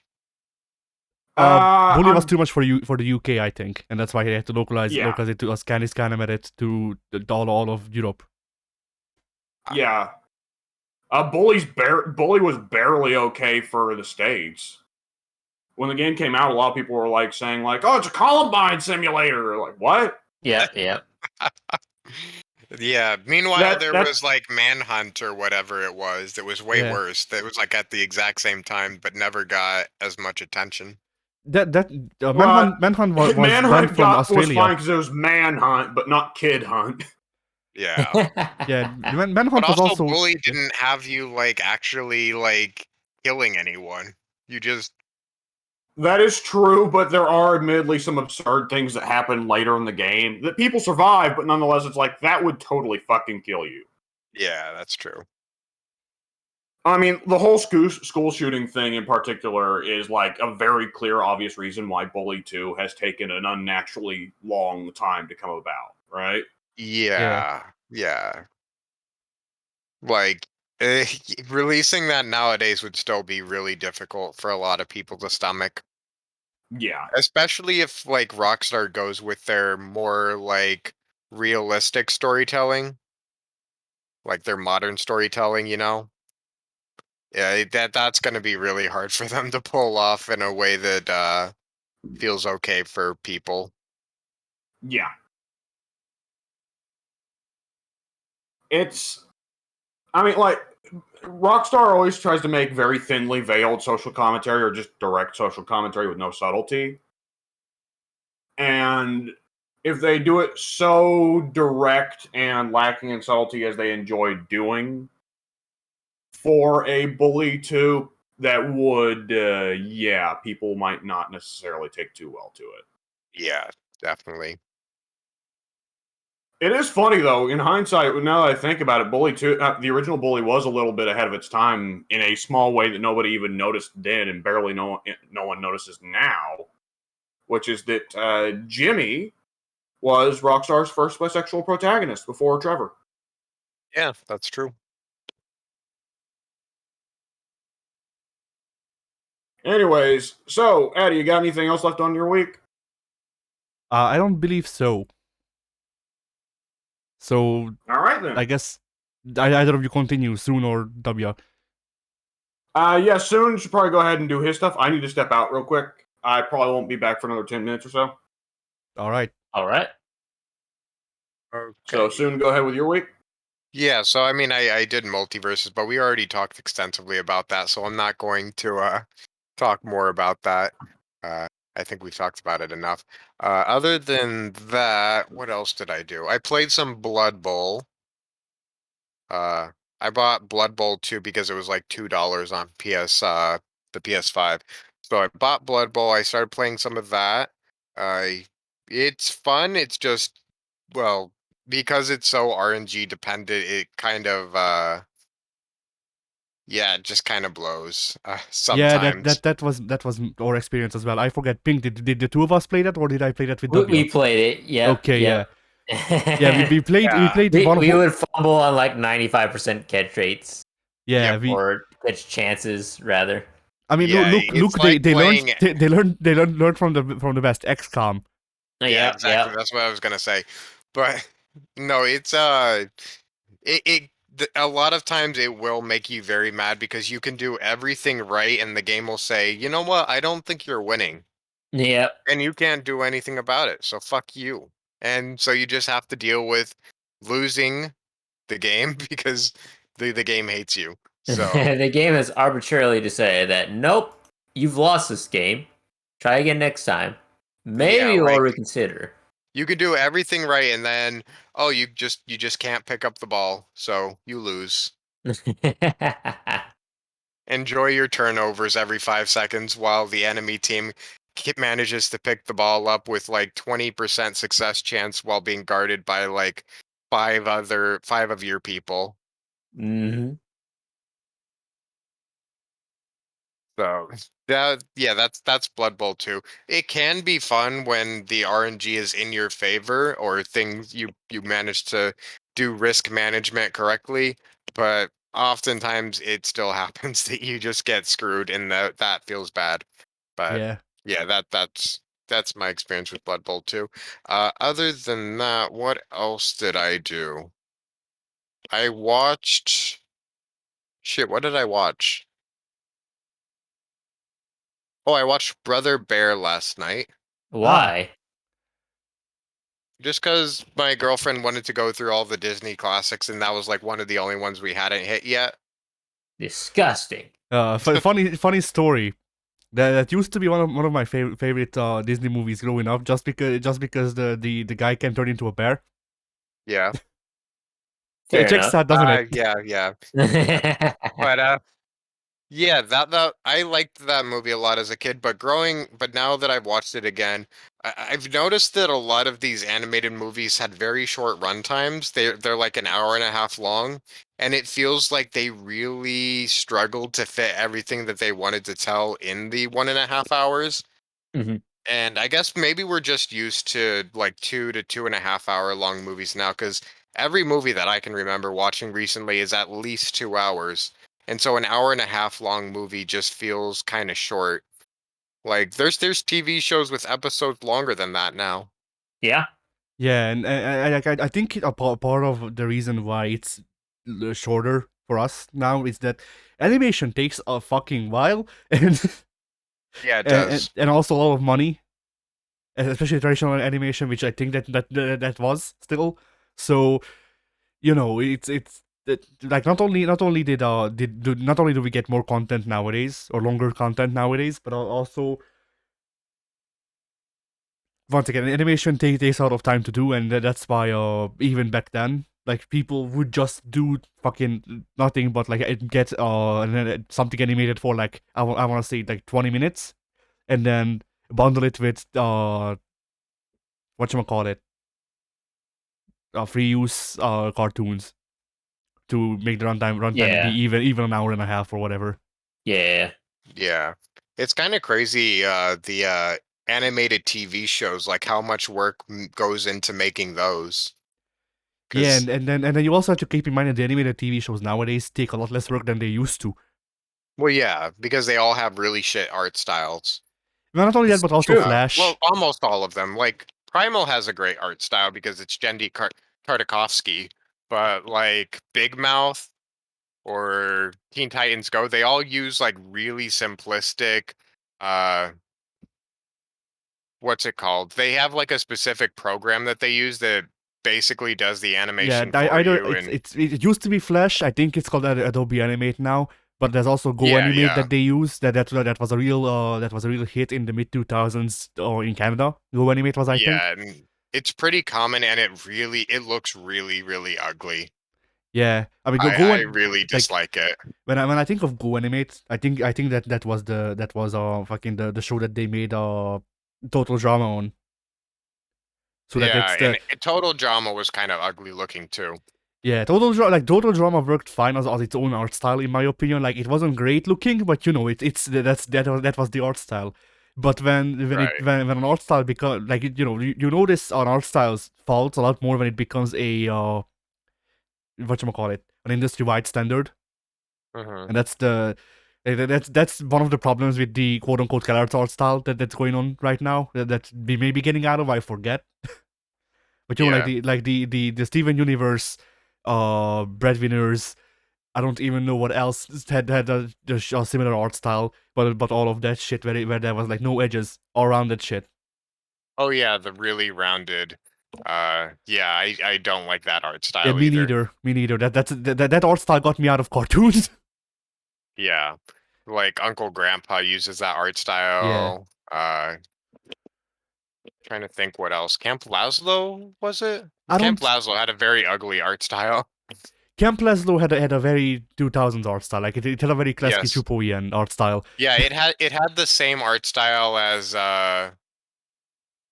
what's the fucking the monkey in the school. I can't remember. My gym mate is a monkey. My gym partner is a Yeah, monkey. that's the Yeah, one. same art style that Camp Lozo had, the gym partner as a monkey had. That one, I feel like that was kind of the start of the current. And Fairly Odd Parents. That was very common in 2000s. You're right. Yeah, but it was still a different art style because in the 2000s there was more muted colors and shit like that. Usually, it depends on the show. Yeah. There was still I forget the name of it, but there was like something or other winners that it wasn't breadwinners, but there was another show which is art style, like its art direction was epilepsy, pretty much. Like, how can we kill as many epileptic children as we can? that seemed to be their goal, at least. This is what we call natural selection. Yeah. Are you talking about like? I feel like that was more like '90s anime that did the epileptic No, stuff, there right? was a western cartoon made around 2009 or 10 that never made it over here, but I always hear about it in cartoon review or on cartoon review channels because everyone agrees that the art style looked like shit. What's it called? I don't remember. That's the problem. I would have told you already if I remembered. It was something other winners, I think, or like one of the characters was just straight up Mega Man with a fucked up mouth. Like that's all I remember. It was a Cartoon Network show, I think. I'm not sure. I don't remember. I'm gonna try to find it real quick, but yeah, keep talking. Alright, yeah. But yeah, that's the thing. Like, I don't watch TV shows or movies. I can talk about cartoons with you a lot because I like cartoons a lot. And I just also haven't watched cartoons in 10 years because of the fucking rounded art style that became a thing with like not only the rounded art style, but the rounded like big like neon colors art style that became a thing with like Steven Universe and all of that era, and that still seems to be a thing. Like, Owl House was apparently good, but looking at the art style, or at least what I've seen of it, you know, I don't really want to give it a chance because, well, for one, I don't really have a means to watch it, but also even if I did, it does share the art style and it turns me off. Right. But yeah, Pink, any thoughts on cartoons and then their separate art styles? Beavis and Butthead. I hate the art style for Beavis and Butthead. Okay, I agree. Pretty nasty. Yeah, I agree. I mean, it's just gross. I mean that was the thing that they were going for, but you know, sometimes don't. I think I might have found the show you're talking about. Oh, can Sending you post it a over picture? to pictures. Give me a sec. I'll check. That's the one. That's the one. That's the one. Yep. I found it. Dude, It's called The Problem Solvers. Yeah, The Problem Solvers. Shit. So this show. Imagine if this frame was moving, and the background is constantly changing color. Like the fucking the skybox is changing color constantly. That whatever that little line thing is, that's changing colors. Who Constantly. on earth? This was from 2011? Yeah. What? This looks like it was made in the 90s. Oh my goodness, this looks like you would find it on like YouTube or something. I mean, you want to talk like about in the 2006? Yeah. I mean, what are you telling me you don't like Mega Man's vagina eyes? It's gross looking. Yeah. Look up 12 ounce mouse. Like if we want to call this low effort, then we also need to look at the Prince of no effort. Oh yep. That was also Cartoon Network, I think. Or no, it was Adult Swim. Wasn't 12 ounce mouse Nickelodeon? It was Adult Swim. All right. Yeah, that's an interesting art style. Yeah. Not. It's like the wonderful world of Gumball, but bad. You know, a lot of people didn't like Johnny Test. I grew up loving Johnny Test personally. Okay. The unpopular opinion. I never got the hatred about it. Okay, soon. Me too. Genuinely. like I find people joking about Johnny Test funny, but like I don't get like I you know, calling it uninspired is fine because it was like it was just Rule 63 Dexter's Lab. It was just like Fairly Odd Parents mixed with Dexter's Lab, yeah. Yeah. But you know, and the art style, it was lazy. I mean, it was just Flash. Yeah. Like very much just the default Flash art style. And the jokes were very rank for the most part. But like, you know, there was something charming about it. Yeah, I can't hate on the two, like on things like the two agents, where the white guy is called Mr. Black and the black guy is called Mr. White, or fucking Johnny trying to trying like Johnny becoming fat and a rapper to afford Crash Bandicoot. That was an actual episode.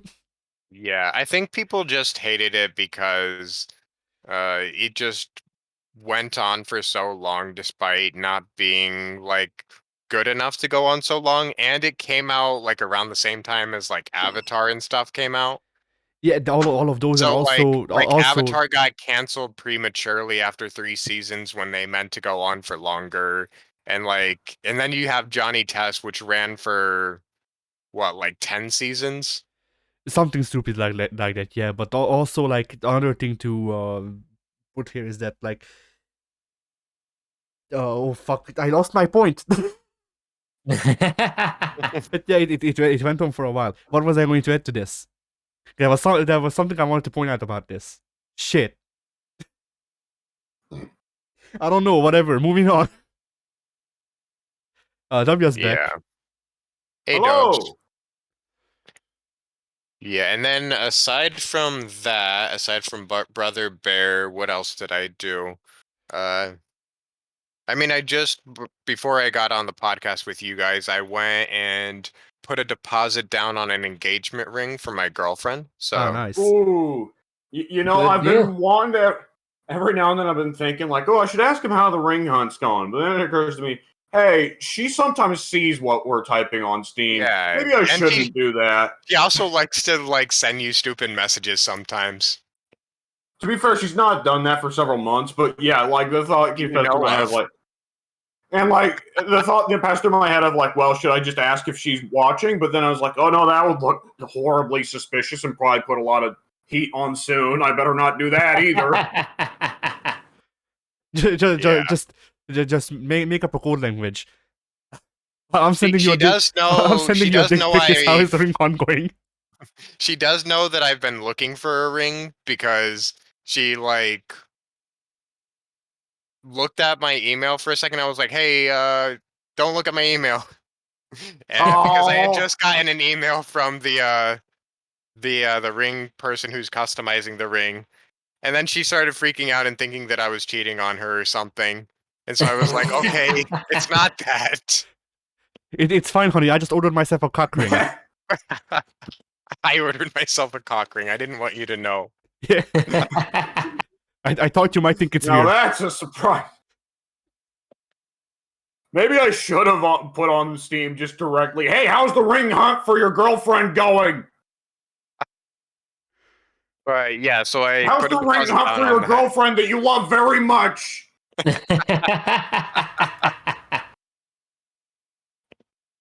So yeah, I'm excited about that. It should be done in about 2 months, I think, and then I'll be proposing in October. Nice. Good deal. Yeah. First, When the time what you comes, do? she's just gonna make the Pikachu surprised face.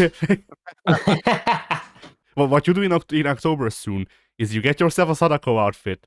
You hide in the closet, and when she comes into the room, you jump out, and then go on your knee, and then she knees you in the head. Addy, Success. we're not turning this into your fetish, no matter how much you beg for it. I don't care how much you want to beat up Sadako. I mean, that's assuming I'm Sue's girlfriend. Yeah, we Addy's thought gonna be waiting by that TV. The moment Sadako pokes her head through, he's just gonna grab her and DDT her. Yeah, we thought we didn't tell you, but I've been Sue's Romanian girlfriend all along. I'm actually in Yeah. Boston right now. Yeah. How could this happen? Wait a second. You two were both playing Cards Against Humanity that one time. Who did? Explain, Addy. She's got two hands. And apparently 2 voices that can speak at the same time.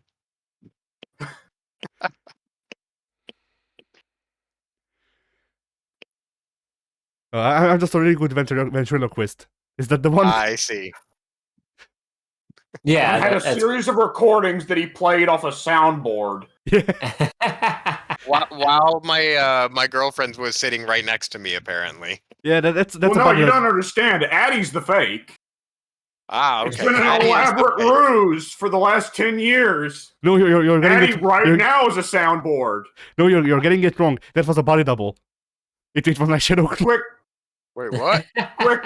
Somebody ask Addie a question that a soundboard wouldn't be prepared for. No wonder he has body dysmorphia. Yeah. Okay, bad joke. Sorry. Yeah, I was about to say. I'm sorry. Over like a fart in church is the phrase I used before. No, it's fine soon. I don't know how to reply, but I'm not offended. Okay. I'm sorry, Addie. It's fine soon. But I'll keep this in mind so man. I can refuse your ring though. All of the time wasted. Well, soon, no matter what, you can walk away saying, "Hey, just want you to know the guys on the podcast were saying they want you to beat up a Japanese horror villain. Just to keep her on her toes, you know." Okay. We watched The Ring together, so I'll tell her to beat up the girl from The Ring. Yeah, there you go. Because they're basically the same character. In order to earn our approval as a fitting mate for you, she must first, claim right through contest of martial prowess. To get her approval, you need to send us a video of her burning hammering Sadako through 5 tables. The move's getting more intense now. I mean, my default dumb wrestling move to do in any context is just the burning hammer because it's so dangerous and so dumb. That honestly sounds a lot like how I usually ended up going with my WWE universes. To be fair, I'd start out being like, you know what, I'm going to make like a cool WCW roster, then I'm going to have like a WWF roster, and then suddenly I'm like, you know what, I'm just going to have Thanos fighting like Batman for the Universal Championship or whatever, and then Harley Quinn will be fighting Laura Croft and blah blah blah. when Thanos is the one contending, it's a very literal Universal Championship.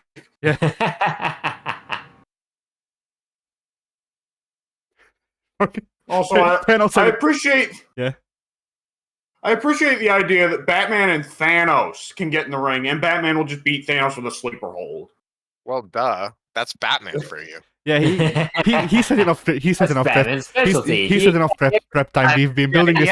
He had the prep time. Yeah, we've been building this feud for 3 months. He had the prep time. Batman versus Thanos, but Batman has prep time. Oh God, those are both prep time characters. Oh no! Thanos and Deadpool in a Lady Death on a pole match. Oh Jesus! What kind of pole? Yes. Didn't Batman somehow survive the Omni Beam and get teleported into the past? Was that canon? That's canon. That's canon. Okay.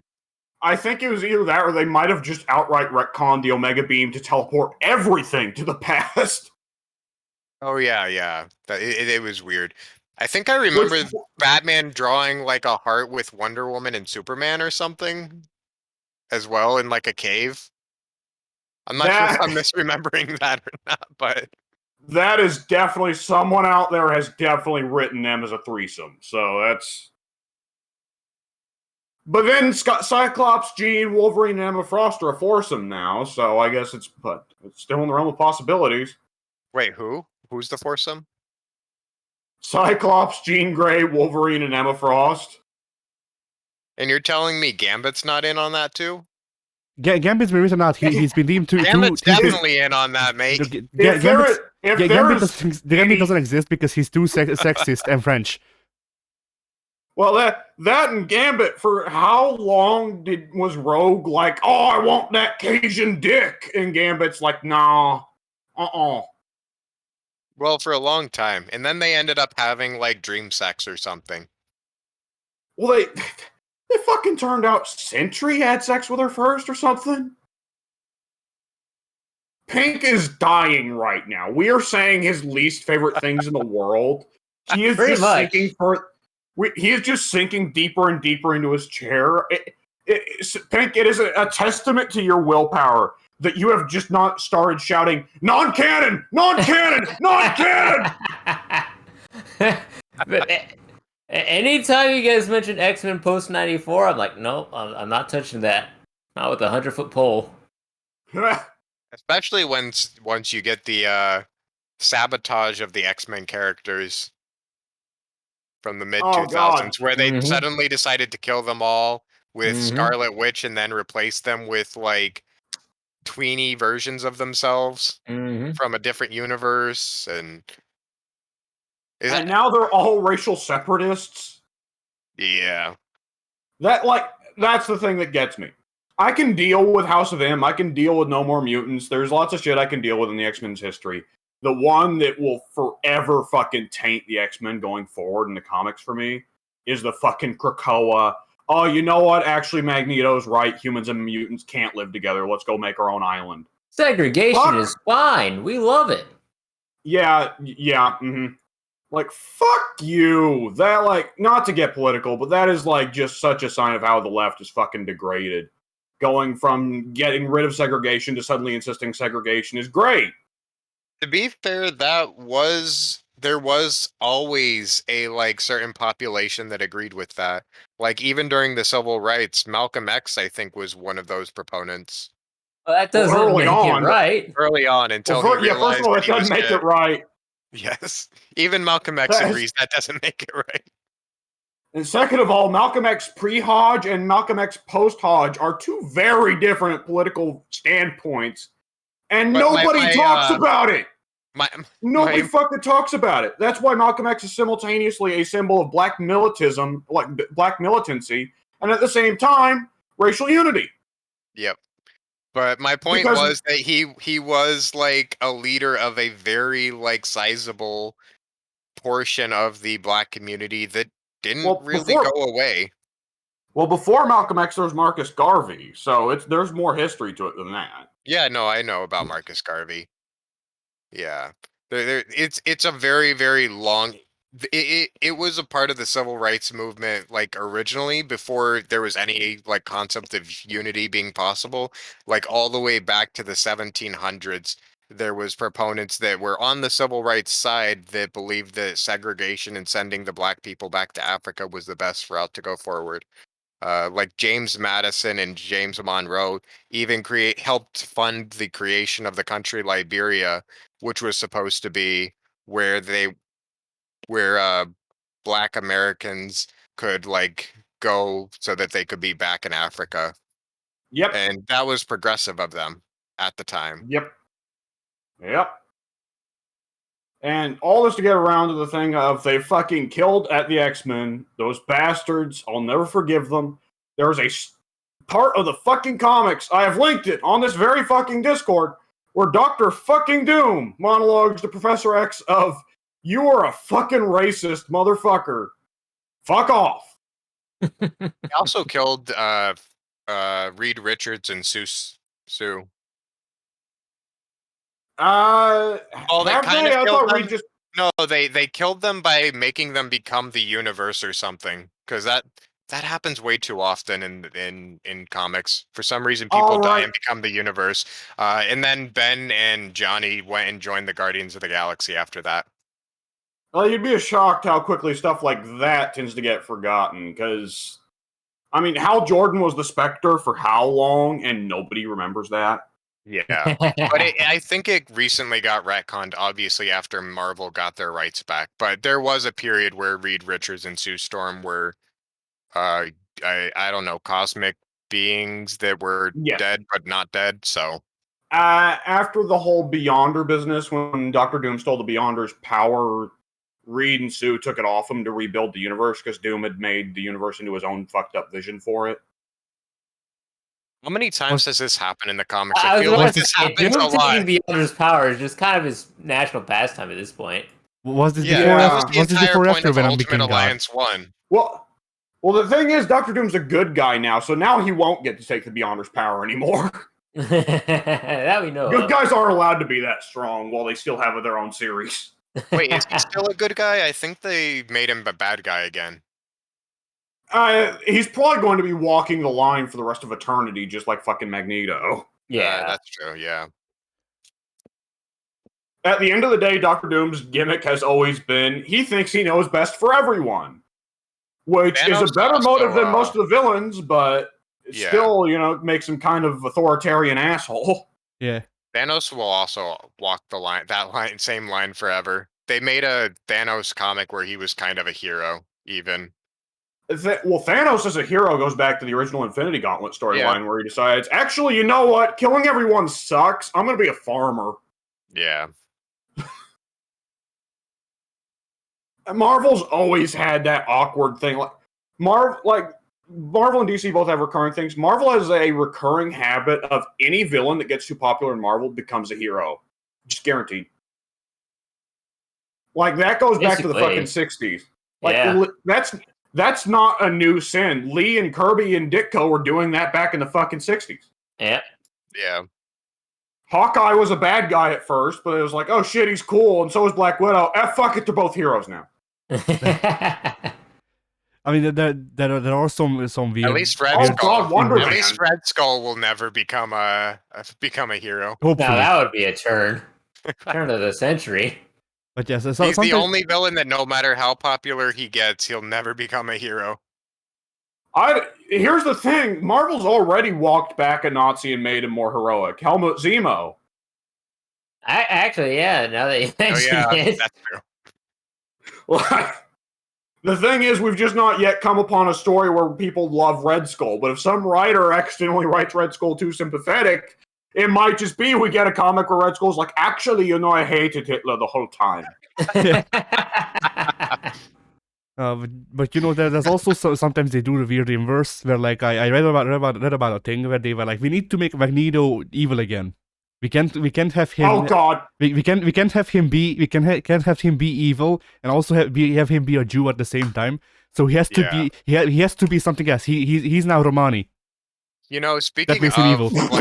Speaking of Red Skull, I think I've talked with Alex about this before, but one of my favorite crossover moments ever is the Joker and Red Skull, where Joker is like, what does he say exactly? I'm a criminal psychopath, but I'm an American criminal psychopath. Yeah, exactly. The thing I love is how Joker starts it is, wait, you mean that whole Nazi thing isn't just a costume? Like, apparently Joker's cool with hanging out with dudes who are all decked out in swastikas as long as they're just doing it for style points. I mean, to be fair, some people like that aesthetic because it was made by Hugo Boss. So Yeah, Joker is like, you mean that's not just some crazy disguise? I've been working with a Nazi? Yeah. Well, the thing that makes it ridiculous is Red Skull's not even wearing like a realistic Nazi outfit in that. He is wearing a jumpsuit with a giant red swastika emblazoned across his chest. Oh. Wait, Joker's like, wait, what do you mean you're not doing that Nazi thing unironic? Or wait, what do you mean you're doing that Nazi thing unironically? The thing I love about Joker as a villain is that sometimes you can have the dead serious storylines where he's horribly psychotic. Then you can have storylines like that where it's kind of like, yeah, Joker's kind of an idiot. Yeah. Oh, and then there's another panel in that same comic where he's like, I'm American. I fucking hate Nazis. I'm a homicidal maniac, not a traitorous bigot. Yeah, something like that. He kills everybody equally. He wants everybody to know that life is a joke. Yeah, Exactly. There is no warrior race, only the Joker. Along similar lines, I think they had a Batman Spider-Man crossover where it's Joker and Carnage. And Carnage is like, wow, this Joker guy's awesome!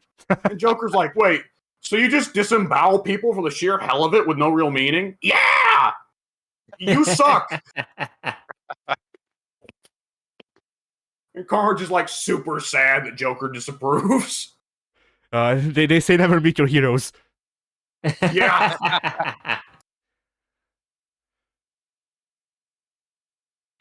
Yeah, Carnage, come to think of it, Carnage is one of those bad guys that when he crosses over with anyone, they should kind of be like, what the fuck? You know? Yeah. Yeah. And after his hero shit talked him, Carnage went on to become a hero. It didn't work. Like, can you imagine Carnage like crossing over with Lex Luthor? Oh god. Lex Luthor would What? just completely turn on him. Immediately. Carnage would be 100% proof of Lex Luthor's whole thing of aliens can't be trusted. Yeah. Actually, he would definitely use Carnage as like propaganda to turn against Superman. See, this Oh, is God, this is what Superman really is. He's a Yeah. Oh yeah, red- he's just hiding under a like thin layer of human skin that he Yeah. carved off of someone. Yeah. Off of Clark Kent. Yeah. My good friend Clark Kent. Was killed, and now there's an alien imposter in his body. And he is very sus. You see, Superman is just so jealous of the hard-working human soul. Look at what he has done to Clark Kent, the greatest example of human hard work and the human element. That's my... Like, it's funny. I was actually earlier just going to point out Grant Morrison as the worst example of a writer fucking up Magneto. But then at the same time, like, Grant Morrison's whole thing he had with Lex Luthor loving Clark Kent while he hates Superman, I love. Oh, that's great, yeah.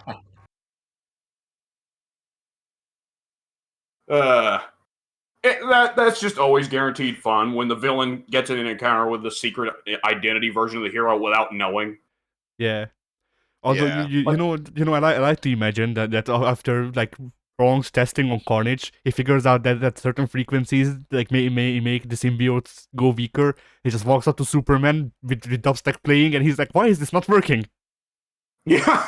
Wasn't that part of what I don't remember much about Spider-Man 2 because it's been like 15 years since I watched it, but wasn't like that idea of the villain idolizing the secret identity and hating the hero a big part of Spider-Man 2? Amazing Spider-Man 2. No, not Amazing Spider-Man. The Tobey Maguire Spider-Man 2 with Doc Ock.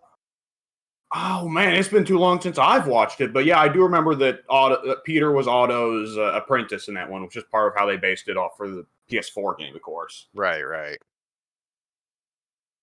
Otto's always a weird dude in comics. He wavers wildly between world-destroying mad scientist and one of the more sympathetic and likable Spider-Man. It's just weird. Yeah.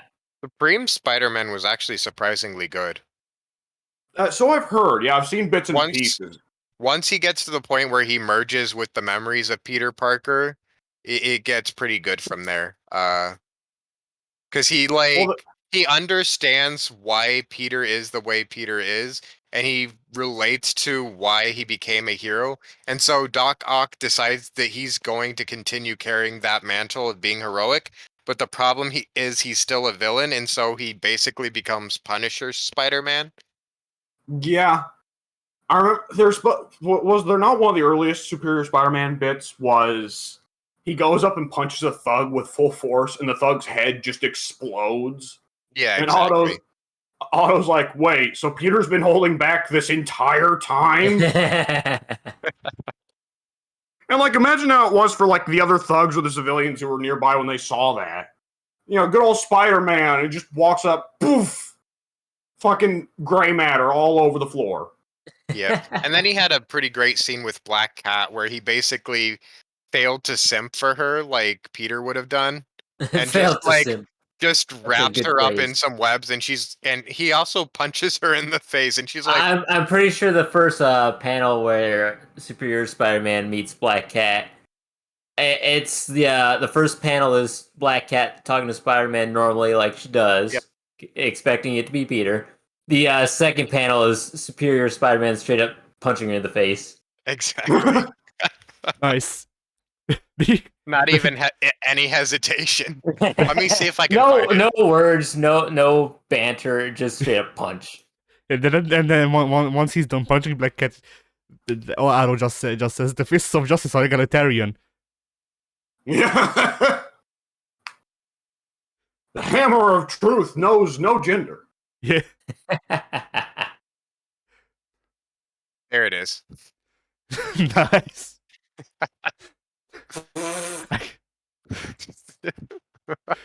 I mean, That is deliberately absurd. I like how the third frame is just her falling in an awkward position. Well, yeah, she was caught more than a little bit off guard by that, I'd imagine. No foreplay today, huh, Peter? Ado was trying to get the throw 5 people off of the building side objective. Yeah, he needs it for the XP. Yeah.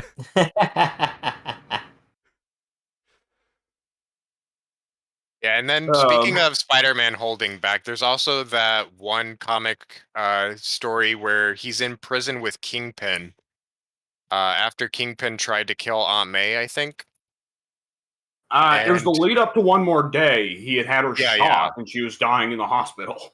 Yeah, and he just beats the living crap out of Kingpin. He also tells Kingpin back anymore. Yeah. He also tells Kingpin that if Aunt May dies in that hospital, he will come back and fill Kingpin's lungs with webbing until he chokes to death. Yep. And that's how we get to Last Stand Spider-Man. It's too bad that led up to One More Day, but otherwise that was actually a really good scene.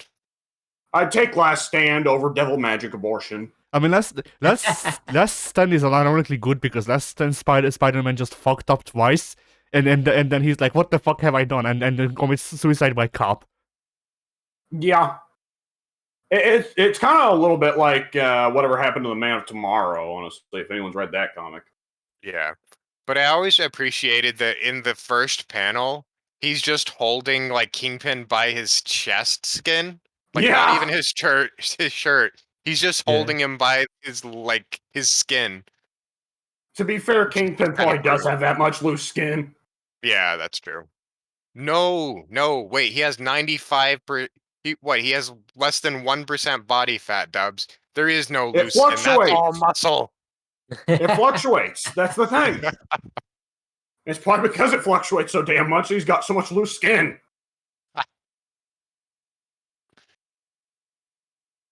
It always cracks me up when they draw Kingpin the same way that they draw E Honda in Street Fighter or Shirtless Dwarfs in Warhammer, where he's got a massive beer gut, but for whatever reason it's a chiseled beer gut. You know? To be fair, that is how most big bodybuilders are built, except they don't have the six pack, obviously. Power lifters. Yeah. Well, not power lifters. I'm talking about the actual power lifters are bodybuilders. I'm talking about people like Mark Henry and the Mountain from Game of Thrones. Mark Henry is a power lifter. Those are both actual power lifters. Yeah, right.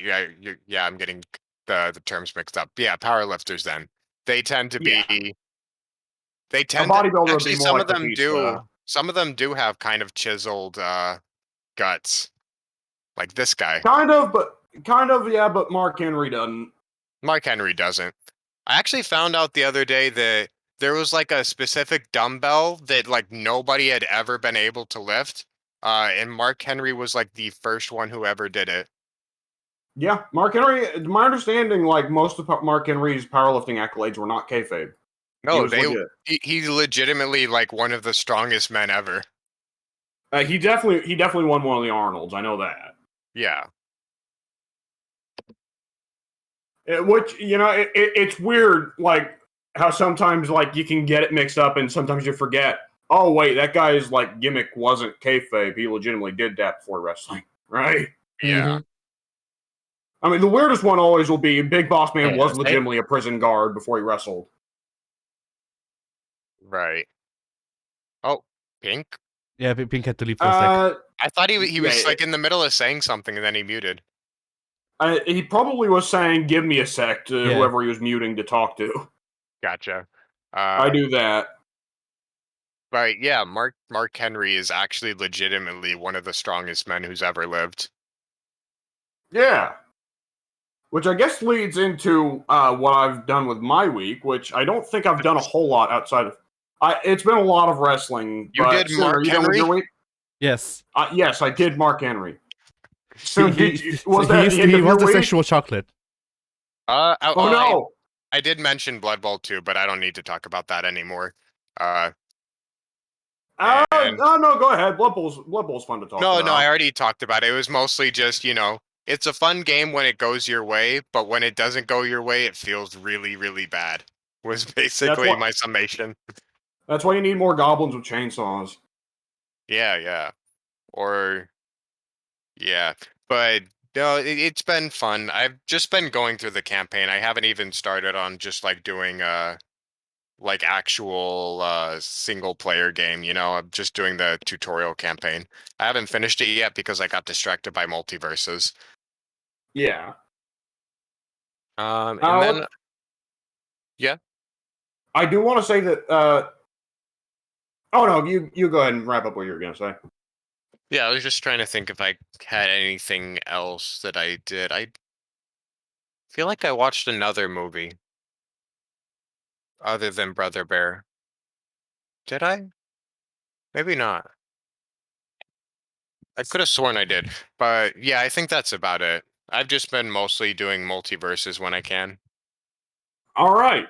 For my week, I got you know how it is with me. TV shows, I'm always late to the thing, and with this one, I was pretty late to the thing. So this week, finally watched season 1 of Mandalorian.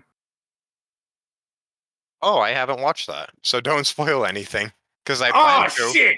I plan to eventually. One day. Well, it's good. There are some actors that were in it, and I had not heard were in it, and they were surprises. Yeah, I know Gus Fring is in Mandalorian. Yes, he very much well, is. well, Giancarlo Esposito. I should just use his name because I know his name. But yeah. Yeah. So, Yes, he's in it. I am consistently amazed that Werner Herzog is in it every single time because that doesn't much Werner Herzog would sign up for. Just there's plenty of people. I won't get into it, but yeah, it's a really fun series that feels like it's more of a small strokes approach to the Star Wars universe, which has been wacky watching it with my parents because there are Star Wars expanded universe lore things I'll get because either I got them from you guys or because I grew up having the Star Wars encyclopedia and reading that a fair bit when I was a kid. And I'll be like, oh yeah, it's that. And then my parents will just turn and go, how the fuck did you know that? They're like, they have those big woolly tusked things on Tatooine. And I say, oh yeah, that's what's a bantha? It's a bantha. How the fuck do you know what those things are called? And they're gonna be surprised when wait, Globshido no, makes his appearance. Banthas are on Tatooine. They're not on. I did say Tatooine. Oh, okay. Sorry, I thought you were talking about Hoth for some reason. I think I just got confused there. But yeah, I yeah, might you're have right. accidentally said Hoth. That I was one like, thing wait a about what I was second. I was like, the Hoth are the Wampas and the Tauntauns. Okay, Hattie, I know this is not something you give a shit about, but please be the tiebreaker on this. Did I say Tatooine or Hoth? Okay. So, I wasn't paying full attention because, Star Wars. But you said both. Okay, You said alright. Tatooine first, and then you said something about Hoth, and then you said something like going back. So Are you certain that I didn't say Bantha? you said Bantha too. Ah, shit. Well, okay. Anyways, yeah. So Okay, yeah, so I feel better that I did hear Hoth then. well, now I'm confused where the fuck I would have mentioned Hoth if I did mention Tatooine. Why would I mention a second planet? I What? have no idea. I wasn't even thinking about Hoth. How did that word come out of my mouth? Star That Wars makes planet. no sense.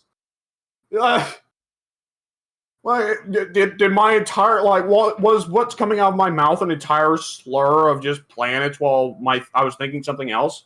Was I thinking like, oh yeah, the Banthas on Tatooine? Meanwhile, what was coming out of my mouth was Tatooine, Hoth, Dantooine, Yavin 4, Dagobah. I mean, is that better or worse than that time when my entire commentary devolved into spaghetti? You know, depends on what merited the spaghetti. Well, I was trying to make a joke about blood being spaghetti sauce, but instead of making the joke, like I was telling my mouth to say the words to the joke, and every word came out of spaghetti. To be fair, having an on-air stroke every now and then is funny as long as you're not doing it every recording. It was funny because then I tried to say what. I was like, I heard myself say just spaghetti, and then I go and then I go what, but instead of what came out of my mouth was spaghetti. And it's the funniest shit. You gotta pull that on Mike at some point just to catch him off guard. And don't come into the call or anything like that. But when we're having perfectly normal gameplay after about a couple hours of conversation, just out of nowhere, when we cut some guy's head off in the forest or something, spaghetti, spaghetti, spaghetti.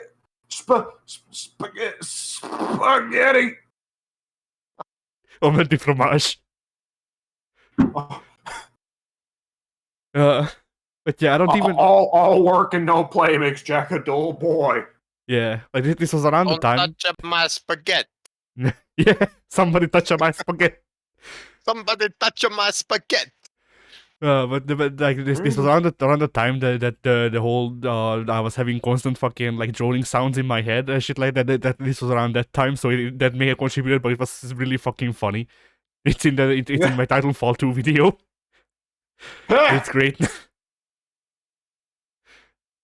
Like I genuinely started a joke. It failed to say the joke. Questioned myself by saying spaghetti. And then I actually and then while laughing hysterically, I actually did said the joke.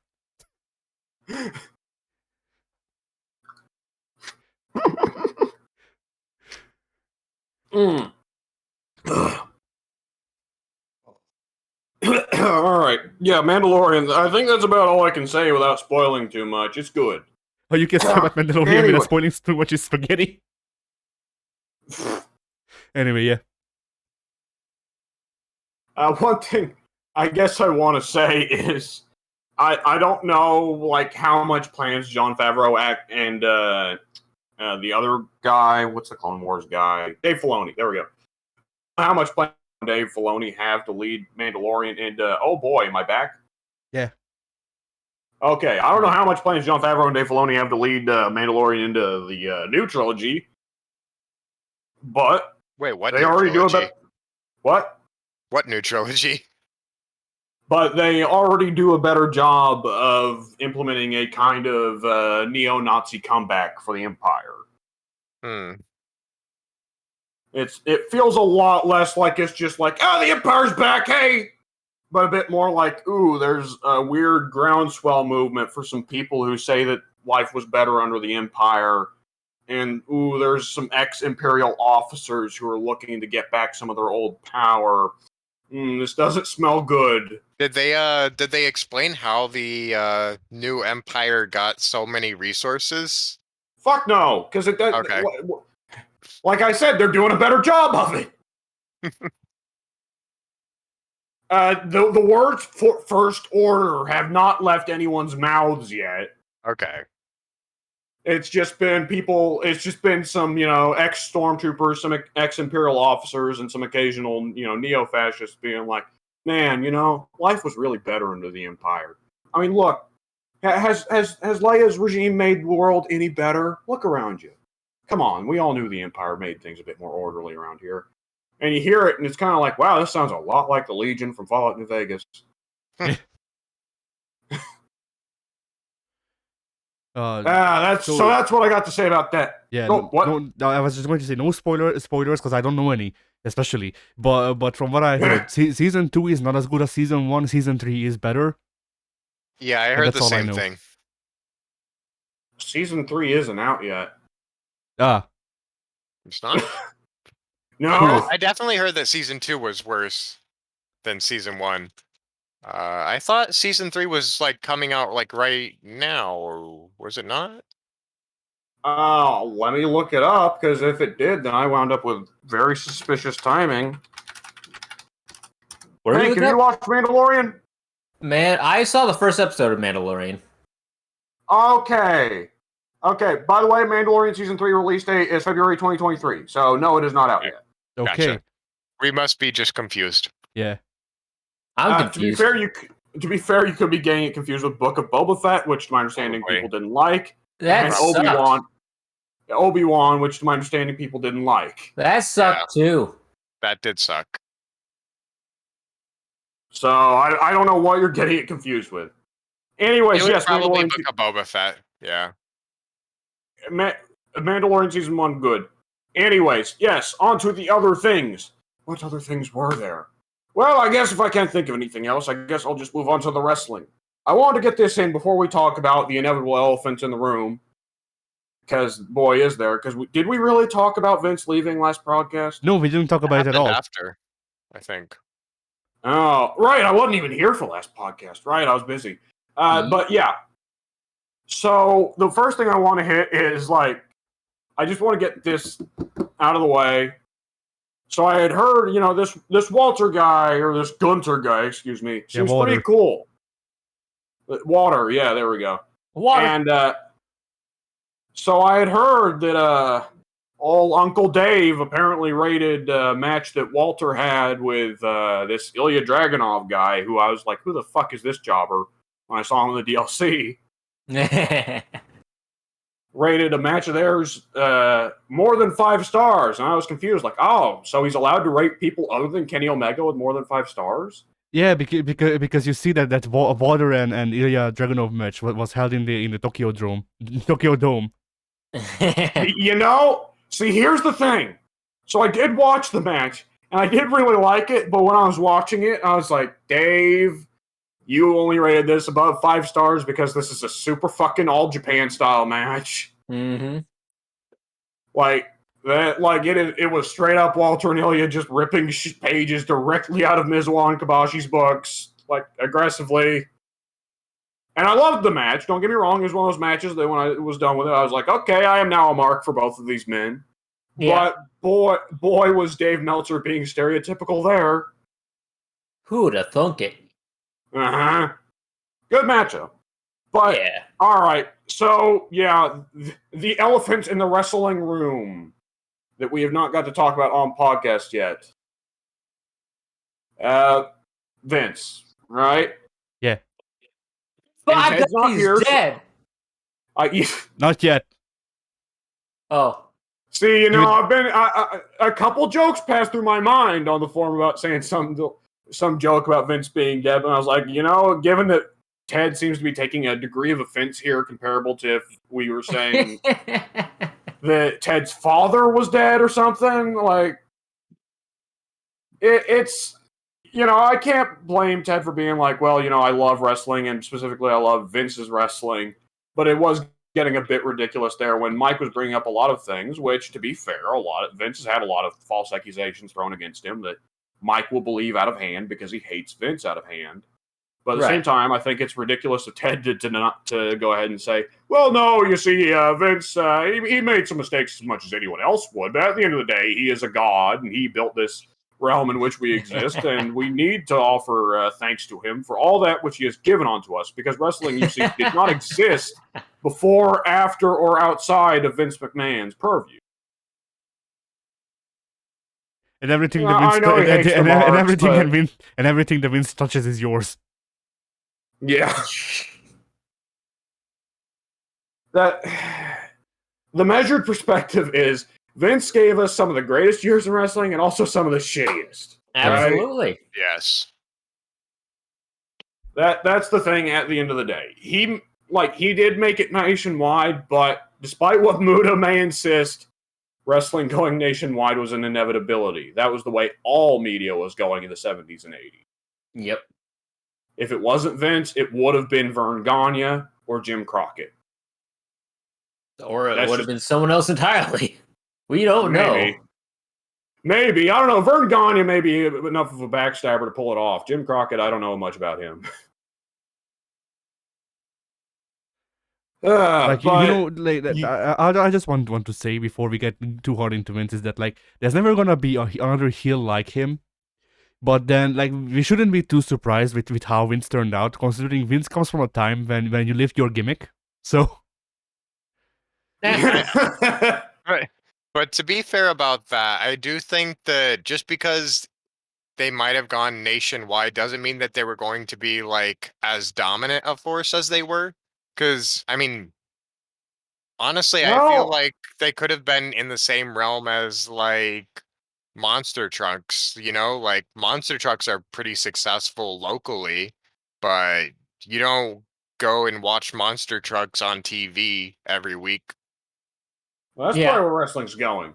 I mean, I don't like a lot of the blame I think lies at the feet of Vince for the territory stuff.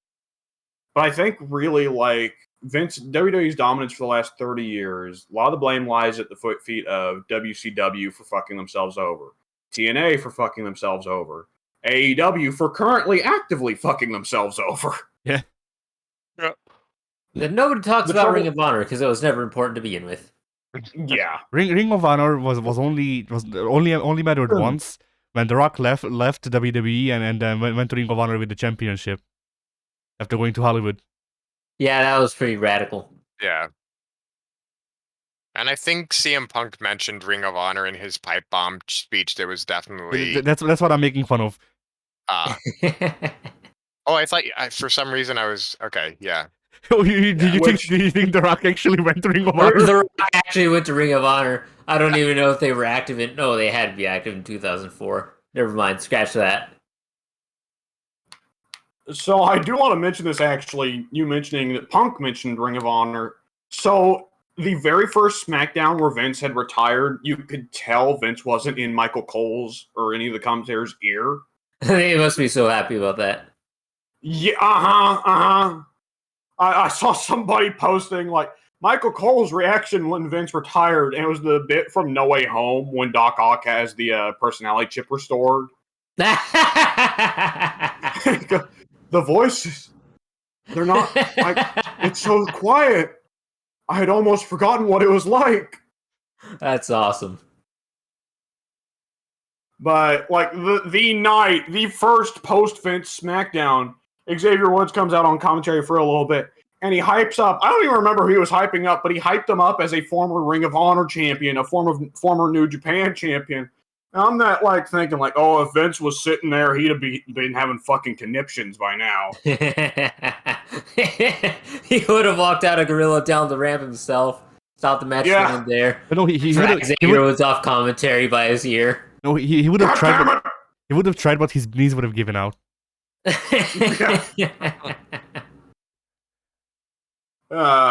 He would. His knees would give out, but he would still crawl all the way over to the commentary, Yeah.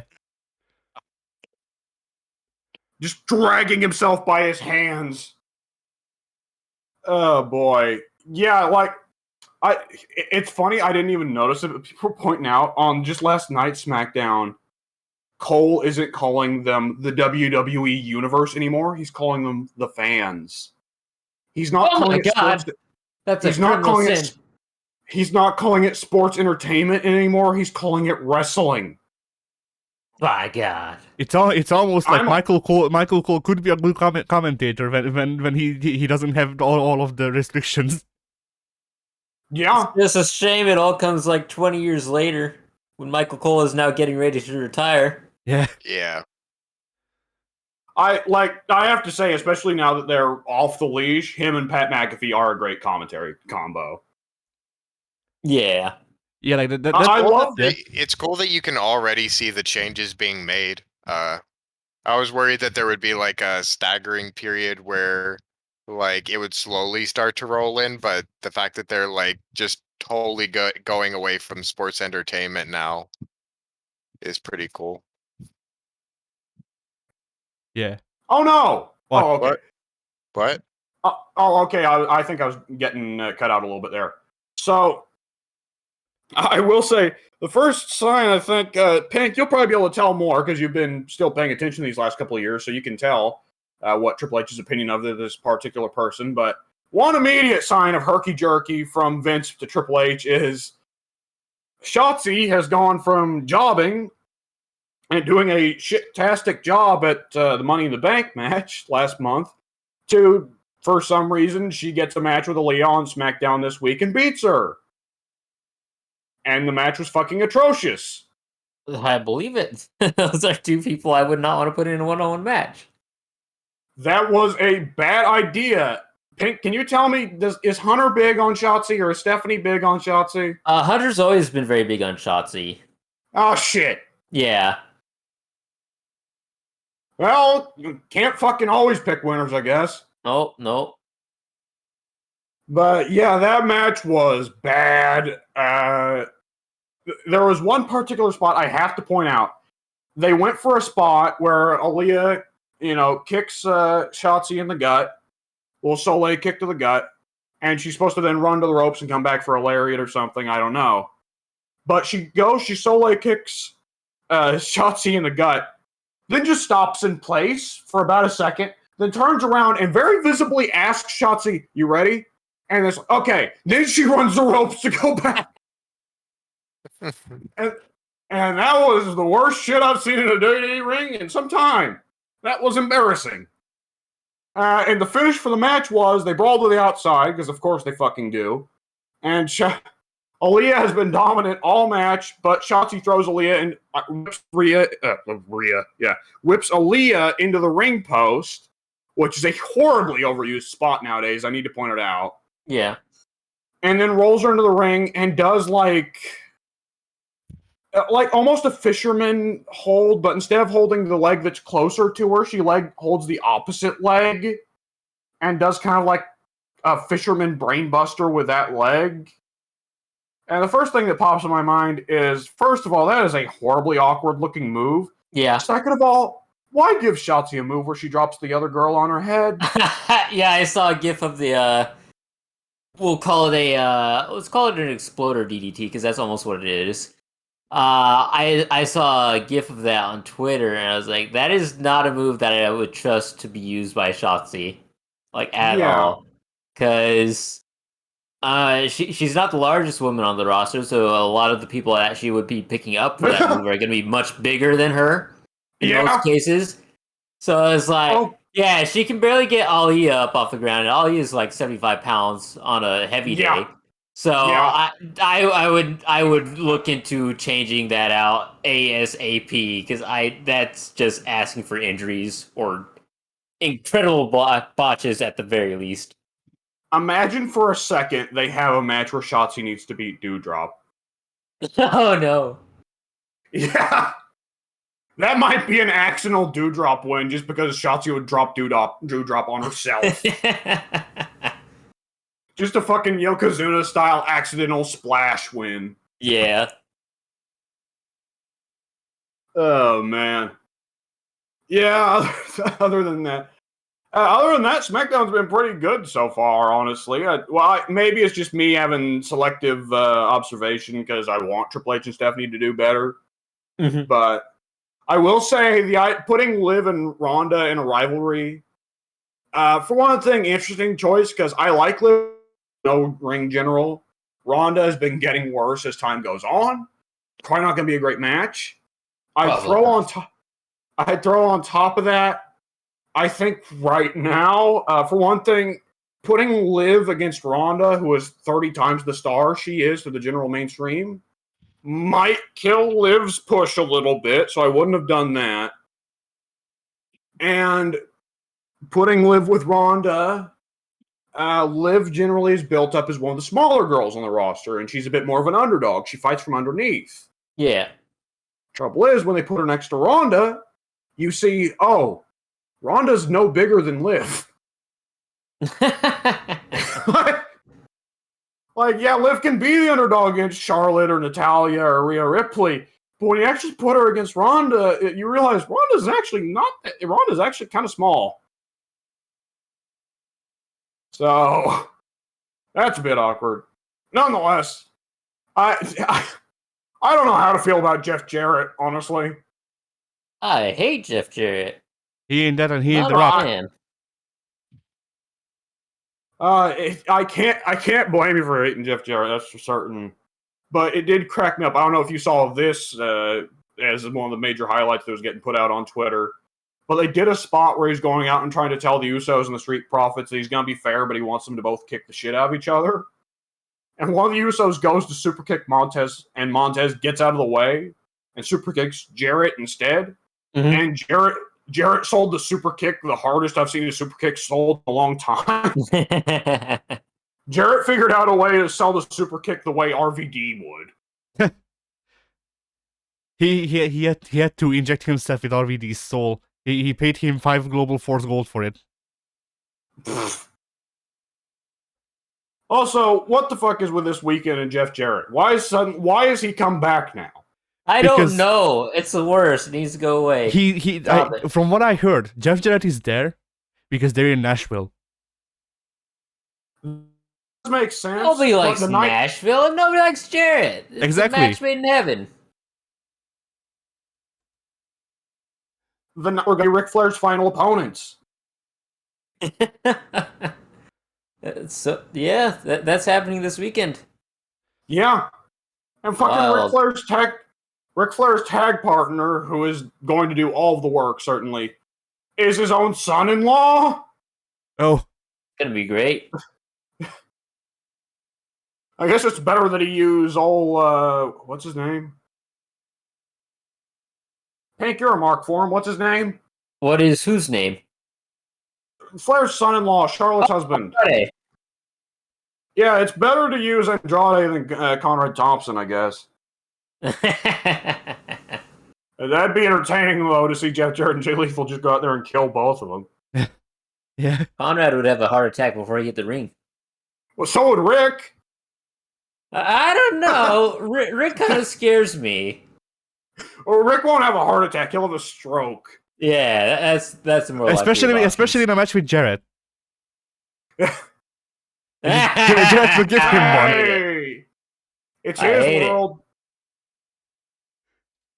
Anyways, oh god, I saw someone point out since Vince is retired, Jeff Jarrett has been on every show that WWE has put on.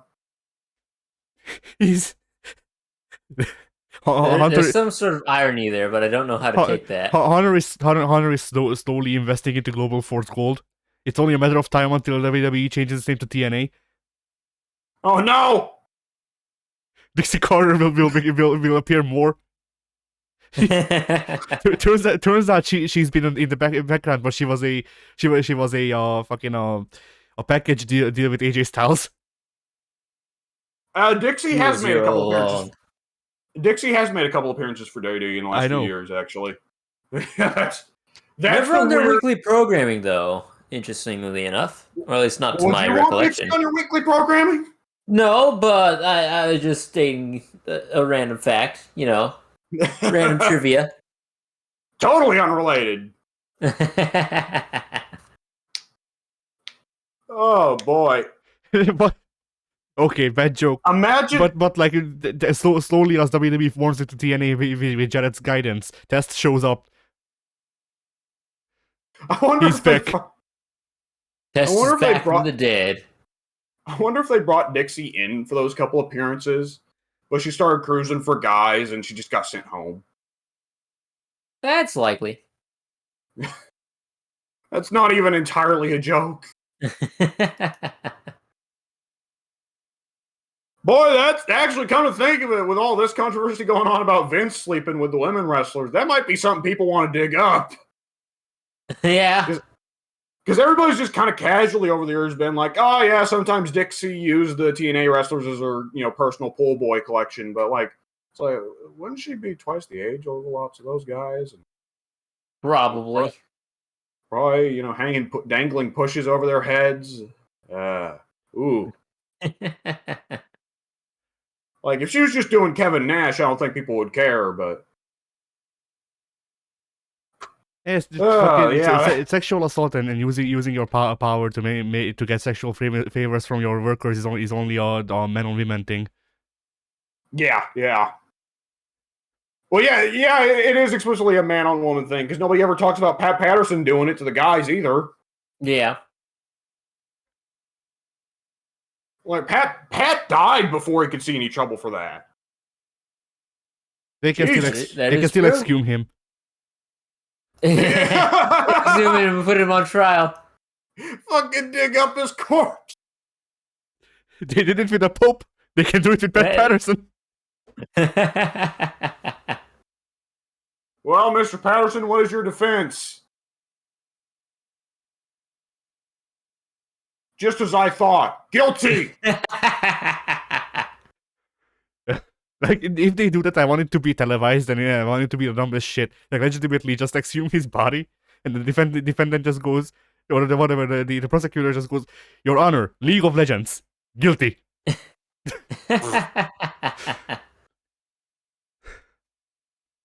Oh, man. But yeah. That is genuinely something they did with the Pope, though. One of, like, the two popes were rivals, and one waited for the other one to die, or something like that, and once he got into power, he had the other pope exhumed, and then put on trial. It's true. It's true. Every time you hear a story about historical popes, it's always something insane. Yeah. I wouldn't have it any other way. Yeah. Honestly, we might see him wrestle sometime. That'll happen when we get a Mexican pope. Yeah. Oh my god! The Pope will be in a lucha mask 24/7. Fray Tormenta! Fray Tormenta!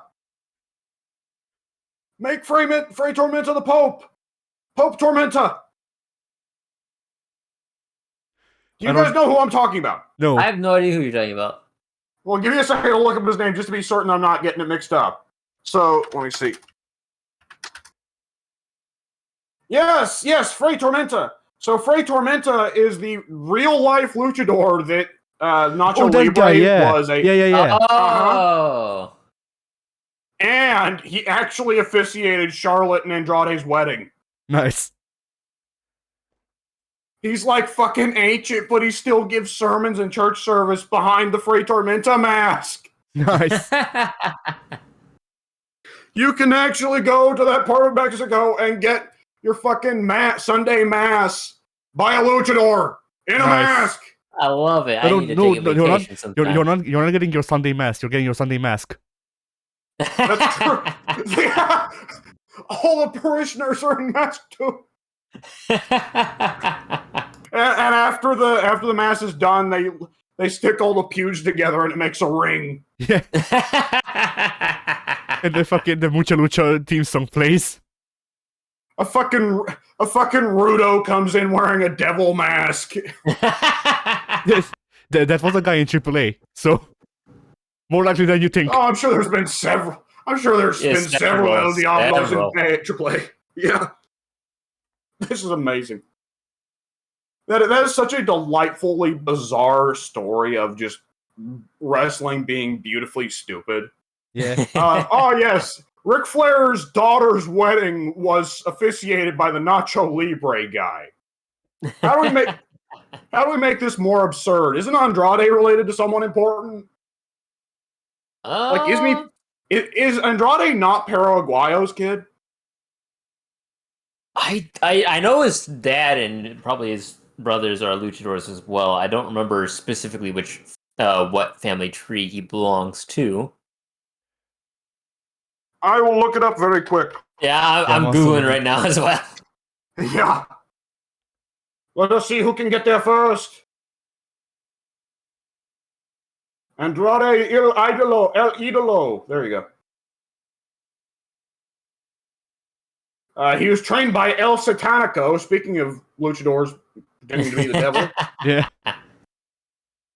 So apparently his father was Brillante Sr., but he doesn't have a wiki page, so I guess he wasn't important. Yeah. How sad.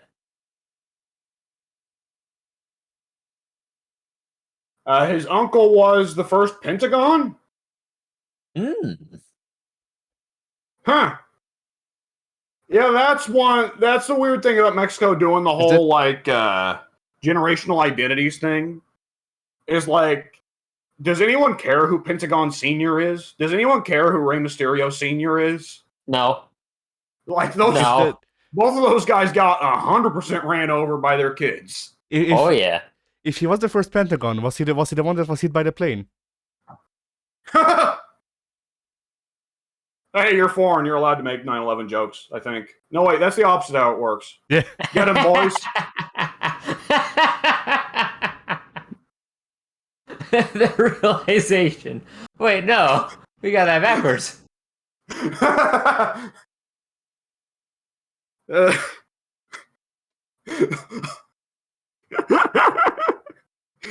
Don't apply that to other instances of offensive jokes, please. Boy. That would be bad. Yeah, SummerSlam. It's tonight. Tonight. It's tonight. It's the first premium live event that will not be held by Vincent Kennedy McMahon. Yeah, Oh, boy. that's it. It's a new world, ain't it? Yeah. I think it's, historically speaking, it's pretty cool that it's happening at a SummerSlam and not some random, like, Backlash pay-per-view or something. Yeah. Vengeance. Yeah, baby, vengeance. We love vengeance. I really want them to bring back Backlash just so they can have Joey Styles commentate on it. He can't commentate on it. That's not allowed. And what? And then he goes and beats up JBL during the pre-show talk. Sure. What? He just careens in from off screen, tackling JBL out of his chair. Booker T just looks on, pleased. and then all Yeah, dog, I've been waiting to do that all my life. They pipe the fans in, so they're just yelling EC dub, EC dub. Yeah. Invasion 2.0. It's just the commentators. Yeah, it's just Ted and Joey Styles. I mean, to be fair, I would actually welcome them back because I think both of them suck in a very, very endearing way. Watch out, it's a TNA invasion. Here comes Mike Tenay and Don Callis. Oh no. Oh no. Oh boy. I was going to joke about an AEW invasion, but most of the AEW commentators are actual wrestlers. Here comes Serpentico. Yeah. Was Serpentico fucking AEW commentator? No, it's Excalibur. Okay, yeah, Excalibur. Yeah, okay, you were saying Excalibur, okay. Excalibur's the only one who hasn't been a wrestler, isn't he? Oh, Shavante, good old Shavante, he hasn't been a wrestler.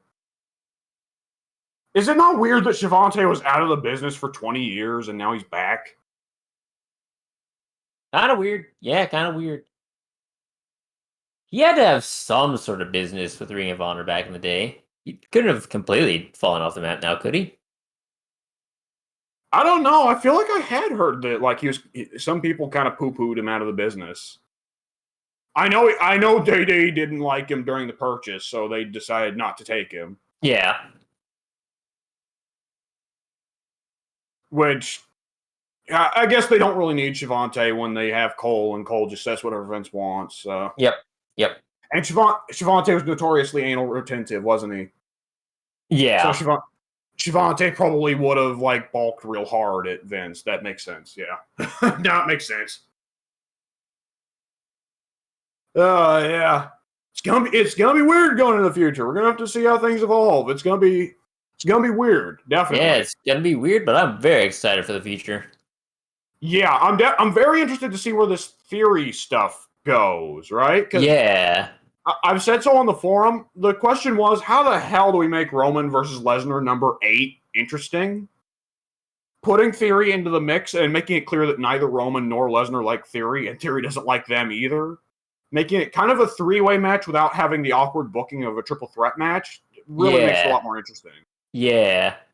Because that's always the thing. Like multiple way conflicts are always a lot of fun in storytelling. But my God, who wants to tell the wrestlers they have to work a triple threat or fatal 4-way match, right? Because working those matches sucks. Yeah. So I'm really interested to see how that's going to go. It really looks like a fun card. I'm trying to think. There's definitely been. I mean, Bianca Belair versus Becky Lynch, number 3. Yep, this is number 3.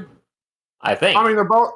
It'll probably be a good match, but I'll admit that I'm kind of bored of Becky as a threat to Bianca. Right? I'd like to see her. Yeah. I wouldn't have gone back to Becky so soon because, in my opinion, that was all kind of already wrapped up at Mania.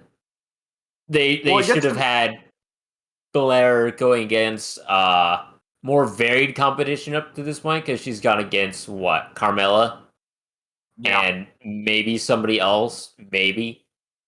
But now we're right back to Becky, and I still enjoy what Becky's doing. That she's not near at the top that levels that she used to be. So, when Rick kind of fucked over the man gimmick, what are you gonna do? You know? Yeah, that's true. But yeah, at this point, I just don't think anyone's been built up properly to really compare to Belair. So maybe they'll take the belt off of Belair just to see if they can get anyone else up to that level. But maybe they won't. I don't know. I'm really interested to see what all goes down in the future. That's what they're gonna do. To say, you just said it. They're gonna have Becky attack Ric Flair in his last match. They're gonna pipe that in as a live feed, and then she's gonna re-debut the man gimmick, because to beat the man you need to beat the man. That's true. She's gonna do an exploder suplex to Rick, and Rick's gonna die. Yeah. Thereby, through Klingon law, she claims the title. Oh man! And as Rick dies in the ring, he'll say, "Thank you, Becky." That man wants to die in the ring. You want to tell me that wouldn't be his plan too? I mean, didn't he say he's gonna turn his peacemaker off or something? Or pacemaker off? Yeah. Not only does he get exploder suplex, he blatantly reaches over and flips the switch off. like you would with the old fucking Blade back in his day. He's used to it. Let's see. What are the other matches on the card? Just want to try and hit them real quick before we wrap up. Logan Paul versus Miz is probably going to be better than it has any right to be. Probably. It's The Miz after all, and Logan Paul's somehow a natural at this. This is really the make or break for him. I would say it's a make moment, but there's no possibility of break here. That is true. And to me, is he going to be as good tonight as he was at WrestleMania? Will he really earn his spot on top of the card with this match? I hope so. I think that'd be cool. The weird thing about the equation, though, is Ciampa. Yeah, that's right. He's been hanging around Miz for some reason. Weird. I forgot about that. And he's been doing a fair bit of the hyping Miz up. Yeah, that man's a professional. Like, I like Ciampa, but I'm like, why does Miz of all people need a hype man? Right? It's like those are two great mic workers on their own. So weird. I don't get it, but I'm cool with it. I know Vince, not the most logical person, but I got one of the really questionable decisions. Who looks at Ciampa? This great big. Well, no, he's not. He's not big. He's actually fairly small. But this ripped, but very ripped. Yes, very muscular. This ripped, terrifying looking, like the Sicilian psychopath guy, and Vince is like, I know, that's a manager. What? Put him with the Miz. Yeah, this bristled gray beard with muscles for weeks. Put him with Miz, who very, very nice looking man, very traditionally handsome, very Hollywood. Yeah. Yes, it's a match made in heaven. This is one of those things also of the meme that's now becoming fairly popular. Who had Logan Paul versus Miz and Tommaso Ciampa on their 2022 bingo cards? At least one person out in the universe somewhere. And he would be extremely excited if he wasn't currently lost in a schizophrenic fit.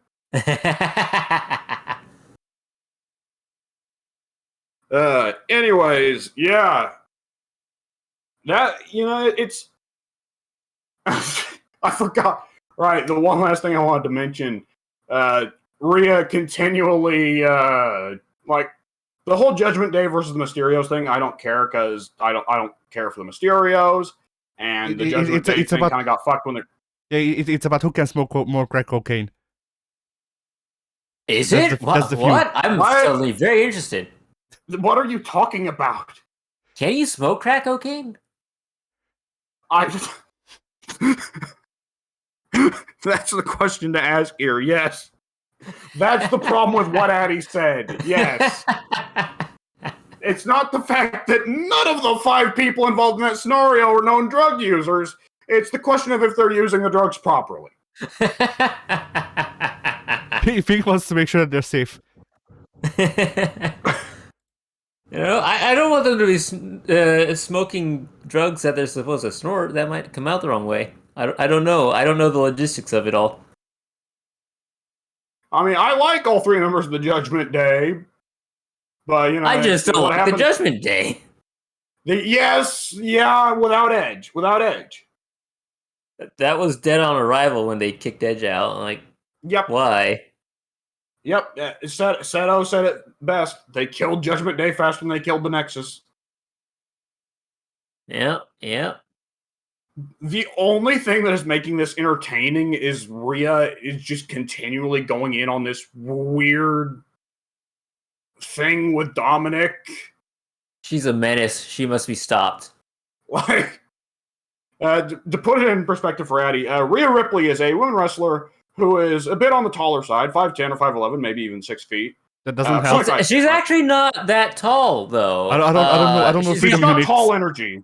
Tall presence, yes. I think she's only 5'7", actually. Really? She didn't look that much taller than Charlotte. All right. Yeah. But she wears leather. She's got this old punk goth thing going on. She's very muscular for a woman wrestler, usually very powerhouse style. So as you can imagine, there are a lot of horny people on the internet who say certain things about her. Step on me. Wait. I've seen the way you talk about her. You don't need to. Oh yeah, build height, 5'7". Huh. All right. Shit, shorter than I expected.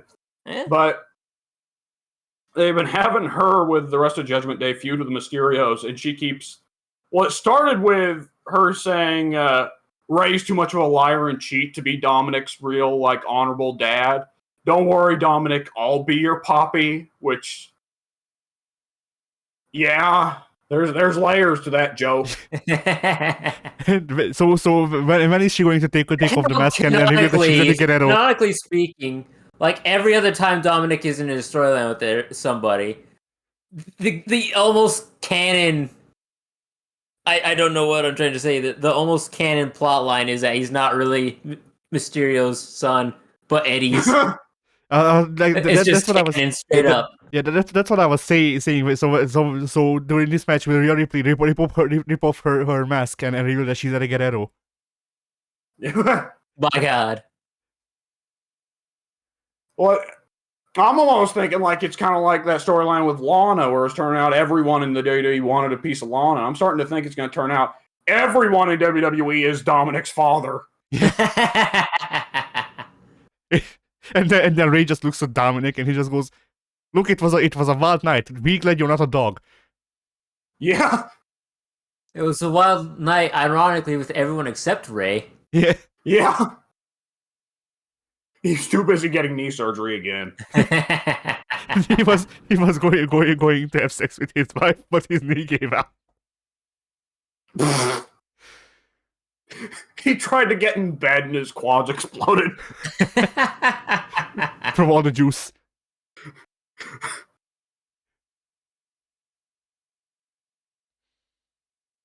My fucking quad!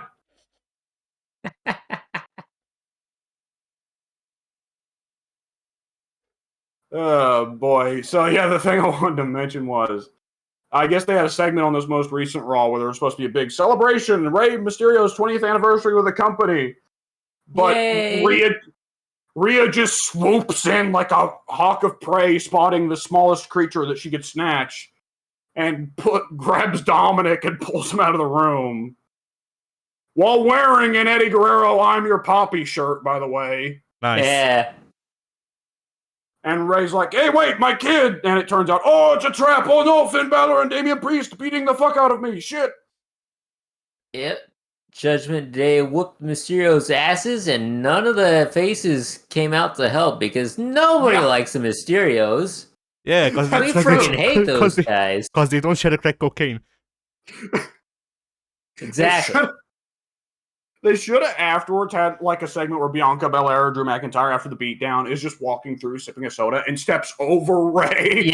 They walk by during the beating. The beating stops. Everyone, all of the Judgment Day looks at Drew and he just goes, "Hey Finn," and then just leaves. Hey,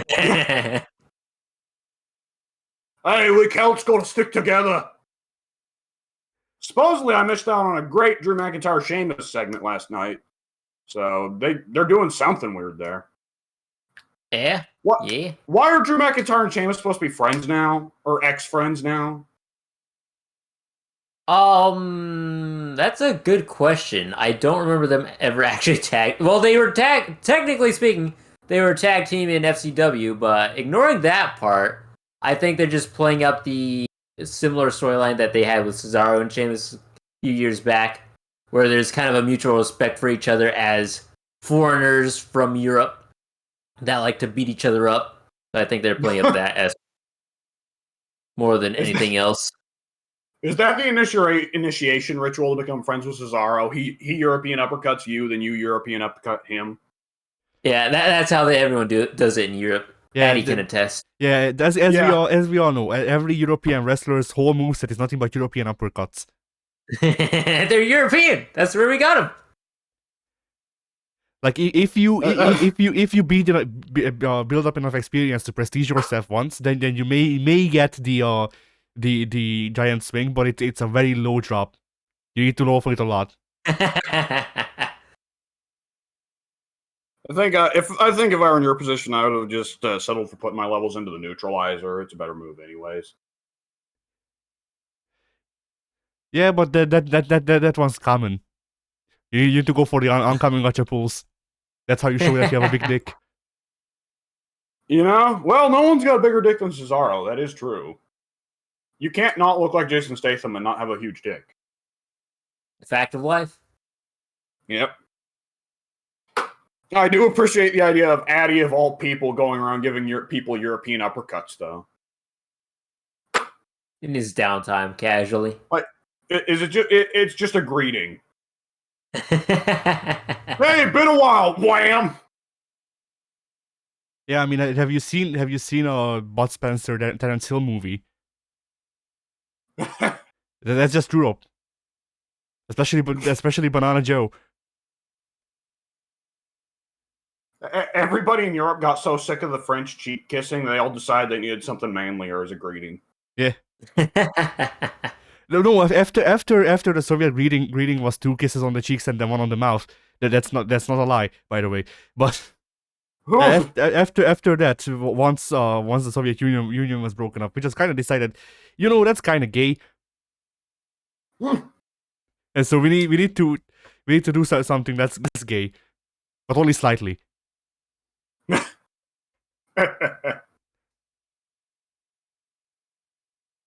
Yeah, all right. That's about the extent of what I got to talk about. So I believe we can wrap this up.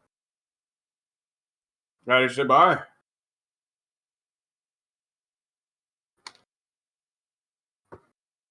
Bye. Yeah.